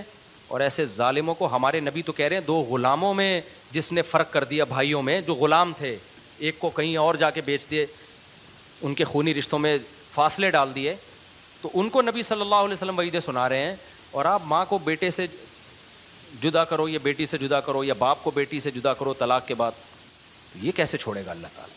تو میں نے اس بندے کو بس یہی بات کہی، میں نے کہا بھائی جان بدماشی کر سکتے ہو تو کرو، ورنہ مٹی ڈالو اور بھول جاؤ. یہ بچی بڑی ہوگی نا، خود اس میں غیرت ہوگی، ہاں بچے کیا ہوتے ہیں ماں سے نا باپ کے خلاف سن سن کے اتنا پک چکے ہوتے ہیں, آتے نہیں ہیں. ایسے بھی کیسز آئے ہیں ہمارے پاس, ہر طرح کے کیسز آتے ہیں. میں کوئی پھینک نہیں رہا ہوتا, اتنے میری ٹریولنگ ہے, اتنے لوگوں سے ملاقاتیں ہوتی ہیں. ایک مجھے بتایا ایک فیملی نے کہ ہمارے ابا نے نا ہماری ماں پہ بڑا ظلم کیا تھا. بچپن ہم چھوٹے تھے تو ہمارے ابا نے ہماری اماں کو طلاقیں دے کے چھوڑ دیا. اب 20-30 سال ہو گئے ہم اماں کے ساتھ ہی ہیں, ابا کو ہم نے بہت ظلم. میں نے ان سے کہا, میں نے کہا آپ نے اپنی اماں سے سنا ہے نا, ابا سے ملے آپ؟ کہ نہیں, ہم تو 30 سال سے ملے ہی نہیں. تو میں نے کہا میں نہیں کہہ رہا آپ اپنی اماں کو برا بلا کہیں, لیکن ایک طرف کی بات سن کے آپ نے یہ فیصلہ کر لیا کہ ابا کیا تھے. ایک تو ظلم ہوا, اس بیچارے کو 30 سال سے ملنے نہیں دیا. میں نے کہا آپ کی اولاد ہوگی نا, آپ باپ بنو گے جب, اور کوئی آپ سے چھینے گا. میں نے کہا یہ ظلم تو نظر آ رہا ہے, جیسا بھی تھا ہے تو باپ نا. تو باپ کے ساتھ یہ ظلم ہو یا ماں کے ساتھ, جو یہ کر رہا ہے وہ تو 100% بتا رہے کہ میں غلط ہوں. جیسا مرضی ہو باپ, اتنا برا نہیں ہوتا کہ بچوں کو اس سے ملنے سے ہی روک دیا جائے. ابھی میرے پاس پچھلے ہفتے ایک کیس آیا, ایک خاتون کا کیس تھا. اچھی طرح ماں بھی جتنی بری ہو اتنی بری نہیں ہوتی کہ بچوں کو ماں سے ملنے سے روک دیا جائے. ماں تو ہے نا بچوں کی, وہ چڑیل ڈائن تھوڑی ہے بچوں کے لیے وہ. ابھی اسی ہفتے میرے پاس کیس آیا استفتاء کی صورت میں. وہ بتایا کہ جی وہ خاتون نے پوچھا ہے کہ جی وہ جو ہے نا باپ جو صحیح نہیں ہے, اس لیے میں نے بچوں کو, میں کراچی کا ہے, میں پنجاب لے کے جا رہی ہوں, وہیں رہوں گی, اور باپ سے بالکل امنی ہے کیونکہ باپ پتہ نہیں پیتا ہے یا کیا کرتا ہے کیا کیا. تو میں نے کہا یہ تو جائز نہیں ہے. کہ نہیں باپ ہے ہی ٹھیک نہیں. میں نے کہا جتنا بھی ٹھیک نہیں, آپ نے طلاق لے لی, ختم ہو گئی نا بات. ٹھیک نہیں ہونے کا یہ مطلب ہوتا ہے آپ نے کیا کر لیا, ٹھیک ہے آپ نے طلاق مانگ لی, اسے دے دی, اس نے, ختم ہو گیا قصہ. تو کہہ رہی وہ چرس پیتا ہے یا پتہ نہیں کیا. میں نے کہا چرس پیتا ہے, ہیروئن چی ہے وہ, صحیح ہے نا. ہم یہ تھوڑی کہہ رہے ہیں کہ اس کو گندے نالے میں جہاں چرس پی رہا ہے تو وہاں جا کے بچہ اس کی گود میں پکڑا دو. اول تو ایسا ہوتا نہیں ہے, بعض دفعہ جھوٹ الزامات لگائے جاتے ہیں. چرس ہی ہیروئن چی ہوتا تو پھر بچہ پیدا ہونے کے بعد کون طلاق لیتا ہے؟ پھر تو پہلی رات میں ہی جب چرس کی بو آتی ہے بھاگ جاتی ہیں خواتین. میں نے کہا میں یک طرفہ بیان سن رہا ہوں, لیکن اگر بالفرض چرس پیتا بھی ہے تو بھی بچے کو باپ سے محروم نہیں کیا جا سکتا. آپ کو اتنی دور لے جانا کہ وہ مل ہی ہوگی, بیچارہ کہاں جائے گا پنجاب میں ملنے کے لیے. میں نے کہا جائز نہیں ہے. اور جب پھر پتہ چلا کہ وہ شادی کر کے جا رہی ہیں پنجاب, میں نے کہا پھر تو ویسے ہی جائز نہیں ہے. سوتیلے باپ کے پاس آپ بچہ نہیں رکھ سکتی. کہتی میرا بھی یہ شوہر تو نہیں ہے چرسی ہے, کیسے سنبھالے گا. میں نے کہا پھر دادی کے حوالے کر دو. کس کے حوالے کر دو بھائی؟ دادی سنبھالے گی. کہ نہیں دادی تو خود بوڑھی ہیں. میں نے کہا جتنی بھی بوڑھی ہوں, دادی کی گود میں جب بچہ آتا ہے جوان ہو جاتی ہے دادی, صحیح ہے نا. تو ایسا نہیں ہے بھائی ہم کسی کے آنسو دیکھ کر ایک دم کلبازیاں کھانا شروع کر دیں. بچے کو باپ سے محروم نہیں کیا جا سکتا اور ماں سے بھی محروم نہیں کیا جا سکتا. یہ اللہ کے قرآن کے الفاظ ہیں. اس میں اللہ نے یہ نہیں کہا کہ ہاں باپ اگر چرسی ہو تو پھر محروم کر دو, جد گزار ہو تو محروم نہ کرو. تو یہ تو حق ہے دونوں کا بھائی. وہ چرس پی کے غلط کر رہا ہے, آپ اس سے بچہ چھین کے غلط کر رہے ہو. تو بچہ چھیننا چرس پینے سے, اب مجھے کسی خاتون نے ایسا کہا نا تو میں کہوں گا آپ بھی چرس پی لیں, یہ کم درجے کی برائی ہے. بچے کو نہ چھینے باپ سے, آپ زیادہ درجے کی برائی. تو بچے بھی بعض دفعہ چھن جاتے ہیں ماں باپ سے بچپن میں, بڑے ہو کر پھر وہ ون سائڈڈ ہو جاتے ہیں. ان بچوں کو بھی چاہیے کہ یک طرفہ باتیں سن کے کبھی متاثر نہ ہو. آپ اپنی ماں یا باپ کو برا نہ کہو, آپ بولو بھائی میرے لیے کیا ہیں, دونوں برابر ہیں. ماں روک رہی ہے, ایسے کیسز آئے ہیں باپ سے ملنے سے, بچے میرے پاس آتے ہیں, میں کہتا ہوں آپ پر ملنا فرض ہے, جتنا مرضی روکے, آپ بغاوت کر کے جاؤ, اس میں گناہ گار نہیں ہوگے. اس طرح باپ اگر روک رہا ہے ان کو بھی میں کہتا ہوں آپ ماں کو چھوڑ نہیں سکتے بھائی. باپ کتنی باپ دھمکی دے رہے, نہیں ہے سوال ہی پیدا نہیں ہوتا, میں یہ کر دوں گا. بھائی جو مرضی کرو. نماز چھوڑ سکتے ہو باپ کے کہنے پہ؟ نہیں چھوڑ سکتے. تو ماں سے ملنا بھی نہیں چھوڑ سکتے بھائی باپ کے کہنے پہ, یہ اللہ کا حکم ہے. تو دونوں رشتے نبھانے ہیں. سمجھتے ہو, وہ ان کو لڑنے دو, ٹھیک ہے, ان کا مسئلہ ہے, آپ کو اجازت نہیں ہے. حضرت مولانا تھانوی رحمۃ اللہ علیہ کا کہ والد کا حضرت حکیم الامہ کے چچا سے جھگڑا ہو گیا, دونوں بھائیوں کا, کہیں کسی بات پہ کچھ معمولی سا جھگڑا ہوا ہو. تو حکیم الامہ فرماتے ہیں کہ میں نے بھی اپنے چچا کا نا تھوڑی سی برائی کر دی. وہ بچے تھے اس وقت, یعنی میرے والد نے تھپڑ مار دیا مجھے کہ بھائی میں اور وہ بھائی ہیں ہمارے, ہم بڑے ہیں, تم کون ہوتے ہو, تم تو چھوٹے بچے ہو, تمہیں کیسے حق ہے. تو یہ تربیت ہوئی تھی, تبھی وہ حکیم الامہ بنے ہیں. سمجھتے ہو کہ نہیں سمجھتے؟ آج کل تربیت مارکیٹ سے کیا چل رہی ہے, شارٹ چل رہی. بس بہت ہو گیا, مطلب بھی انسان. مفتی صاحب میں ایک خاتون آپ کے بیان میں آئی ہوں, کافی دور سے, کچھ اہم مسئلے میں آپ سے بات کرنی ہے. بھائی ٹائم لے کے آیا کرو. کہاں ہے یہ بیان سننے آئی ہوئی ہیں خاتون؟ تو ٹھیک ہے وہ دفتر میں بیٹھ جائیں. اور کسی نے کوئی بات پوچھنی ہو تو پوچھ سکتے ہیں یہاں مجمع سے. جی طلاق نہیں ہوئی ہے, پھر بچہ لے کے مارکیٹ سے شارٹ. خرچہ باپ نہیں دے رہا, بیوی غائب ہے 1 سال سے, شوہر بچہ لے کے بھاگ گیا, 1 سال سے غائب ہے, نہیں پھر تو طلاق عدالت سے خلا لیا جا سکتا ہے نا. دیکھو ہم کورٹ کے خلا کے, یک طرفہ خلا کے قائل ہیں, لیکن بعض ظلم ایسے ہیں اس میں جائز ہے, وہ فسخ نکاح ہوتا ہے یک طرفہ, اس میں جج کو وہ یہ ہے کہ شوہر غائب ہو گیا, جان بوجھ کر آ ہی نہیں رہا, تو عورت کہتی ہے بھائی مجھے اپنے ساتھ رکھو یا میرے ساتھ آ کے رہو, کوئی رسپانس ہی نہیں دے رہا ہوتا وہ. پھر عورت کو چاہیے کہ وہ طلاق مانگے, بھائی رہو یا تو مجھے چھوڑ دو, چھوڑ بھی نہیں رہا, تو پھر ایسی صورت میں کورٹ سے ڈیورس لی جا سکتی ہے. وہ خلا نہیں کہلاتا, کورٹ تو اس کو خلا کہتی ہے لیکن اصل میں فسخ نکاح ہوتا ہے. تو یہ ظلم کی صورت میں جائز ہے یہ, اور ظلم ہے نا یہ, تو بھائی رکھو یا چھوڑو. ہاں وہ اگر کہتے ٹھیک ہے میں رکھ رہا ہوں, پھر نہیں دے سکتی کورٹ. سمجھتے ہو کہ نہیں, کورٹ نے نوٹس بھیجا, اس نے کہا ٹھیک ہے میں رکھنے کے لیے ایگری ہوں آج سے, اب کورٹ کے پاس یہ رائٹ نہیں ہے. دوسری بات یہ, بعض لوگ کیا کرتے ہیں, شادی کی اور امریکہ چلے گئے, UK چلے گئے, بیگم کو بولا ہم تمہارا جو ہے نا وہ ویزا لگوا دیں گے, لگوا ہی نہیں رہے, اب 1 سال 2 سال 3 سال, وہ عورت کہہ رہی ہے بھائی اب وہ وہاں جا کے بھول گئے, عیاشوں میں لگے ہوئے. تو یہاں بھی شرن کیا ہے, نکاح ختم کروایا جا سکتا ہے. اس میں عورت یہ کیس فائل کرے گی, یہ نہیں کرے گی مجھے شوہر سے علیحدگی چاہیے, نہ, اس بیس پہ نہیں ہوگا. عورت جو کیس فائل کرے گی, جب بھی ظلم ہو رہا ہو نا, تو کیس کیسے فائل کرنا ہے یہ خوب سمجھ لیں. کن صورتوں میں, ایک تو یہ کہ عورت یک طرفہ خلا لے سکتی ہے, جو اصل میں فسخ نکاح کہلاتا ہے, خلا کا لفظ اس پہ نہیں صادق آئے گا, وہ ہے بیسک حقوق ادا نہ ہو رہے ہوں. بیسک حقوق کیا ہیں, نان نفقہ ہی نہیں دے رہا, بیسک نان نفقہ, گھر میں راشن پانی لاتا ہی نہیں ہے وہ. اب عورت کہہ رہی ہے بھائی میں تمہارے وجہ سے باؤنڈ ہوں, گھر میں میں ہاؤس وائف ہوں, تو اب خرچہ تم اٹھاؤ, وہ نہیں اٹھا رہا, چرس پی رہا ہے ادھر ادھر, تو عورت کورٹ میں کیس کرے گی بھائی یہ مجھے خرچہ پانی نہیں دے رہا. تو ایک دم فسخ نکاح نہیں ہوگا, اس کو آرڈر دو کہ میرا خرچہ اٹھائے, تو کورٹ اس کو آرڈر دے گی کہ اب تم نے اسپیسیفک اتنا نان نفقہ دینا ہے, اور وہ تمہاری سیلری سے کاٹا جائے گا یا تمہارے اکاؤنٹ سے کاٹا جائے گا. اکاؤنٹ نہیں ہے تو یہ اس پہ فورس کرے گی کورٹ اس کو, وہ پھر بھی اس پہ ایگری نہ ہو, پھر کورٹ نکاح ختم کرے گی. میں سمجھا پا رہا ہوں اپنی بات. ہمارے سامنے کیس آیا, خاتون نے کہا شوہر نان نفقہ نہیں دیتا, ہم نے بلوا لیا اس کو, تو ہم نے اس سے پوچھا کہ آپ نان نفقہ نہیں دے رہے ہو بھائی, اس نے کہا میں تو دے رہا ہوں. ہم نے خاتون سے کہا آپ ثابت کریں کہ نان نفقہ نہیں دے رہا, اور آپ بتائیں کہ آپ کے پاس کیا دلیل ہے. اس نے بتا دیا کہ بھائی یہ بینک اسٹیٹمنٹ ہے, میں کھاتا پیتا آدمی ہوں, اور وغیرہ وغیرہ جو بھی تھے. تو ہم نے کہا آپ کے پاس کیا دلیل ہے کہ یہ خرچہ نہیں دے رہا, کہاں سے خرچہ, کراس کوشچن سے پتہ چل جاتا ہے نا. تو خاتون کے پاس کچھ بات نکلی نہیں, حالانکہ وہ شرعی پردہ کرتی تھی وہ خاتون. پھر ہم نے کہا چلو اب ہمیں نہیں پتہ چل رہا کہ واقعی دے رہا ہے کہ نہیں دے رہا. میں نے اس خاتون سے کہا, اور بھی علماء تھے ہمارے ساتھ جامعۃ الرشید کے, ہم نے کہا چلیں پھر ایسا کرتے ہیں کہ آئندہ سے اگر یہ دینا شروع کر دے, اور دینے کا یہ ہوگا کہ اب تک تو اختلاف ہو رہا ہے نا, وہ کہہ رہا ہے میں دے رہا ہوں, یہ کہہ رہی ہے یہ خاتون کہہ رہی ہے نہیں دے رہا. ہم نے کہا چلے اب ایسا کرتے ہیں کہ مسئلہ آپ کا خرچہ پانی کا ہے نا, باقی تو بیسک حقوق ادا کر رہا ہے, خرچہ نہیں دے رہا. انہوں نے کہا, میں نے کہا ٹھیک ہے بھائی آپ کیا شیورٹی دیتے ہو ہمیں شوہر سے. ہم نے کہا کہ آئندہ اس کو پورا خرچہ ملے گا. میں نے کہا میں آپ کو ترکیب بتاتا ہوں, آپ نے, کیونکہ ہمیں بڑا بنایا تھا نا انہوں نے, علماء کی ایک کمیٹی کو, کیس عورت نے فائل کیا تھا ہماری عدالت میں, یوں سمجھ لیں, اور ہم نے شوہر کو نوٹس دے کے بلوایا کہ بھائی آپ آ جاؤ, تو ورنہ جامعۃ الرشید کیا کرے گا, ان کا نکاح ختم کر دے گا. علماء کی جماعت کو بھی مجبوری میں اس کی اجازت ہے کہ کورٹ اگر اپنی ذمہ داری پوری نہیں کر رہی تو کوئی ریلائبل ادارہ ہو, ریلائبل مفتیان کرام ہو.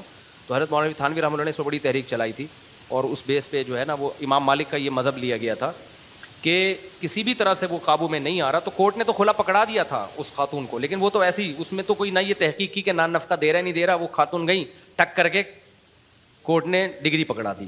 تو وہ چونکہ دیندار خاتون تھی, ان کو اللہ کا ڈر لگا, انہوں نے کہا یہ تو, ہم نے کہا یہ کھلا نہیں ہوا ہے, اس میں تو نہ کوئی کراس کویشچن پوچھے گئے, بس شوہر آیا وہ کہہ رہا ہے میں دے رہا ہوں نان نفقہ, بھائی میں پروف دینے کے لیے تیار ہوں کہ میں نان نفقہ دے رہا ہوں. کورٹ نے کہا رہنا ہے, خاتون نے کہا نہیں رہنا, کورٹ نے کہا یہ لو.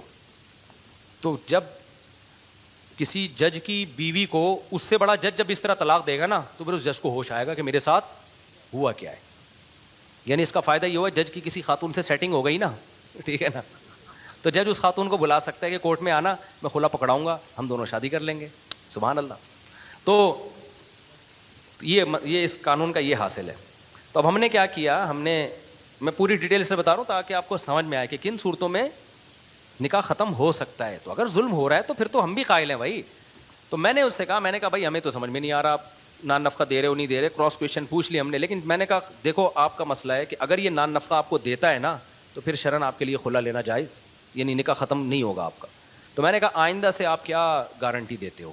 پھر میں نے خود اس کو بتایا کہ آپ نے ان کے اکاؤنٹ میں پیسے ڈالنے ہیں, راشن کی صورت میں نان نفقہ نہیں آئے گا, اتنے پیسے منتھلی آپ نے ان کے اکاؤنٹ میں ڈالنے ہیں اور آپ نے ہمیں اس کی رسید دکھانی ہے. سمجھ میں آ رہی ہے بات؟ اور آپ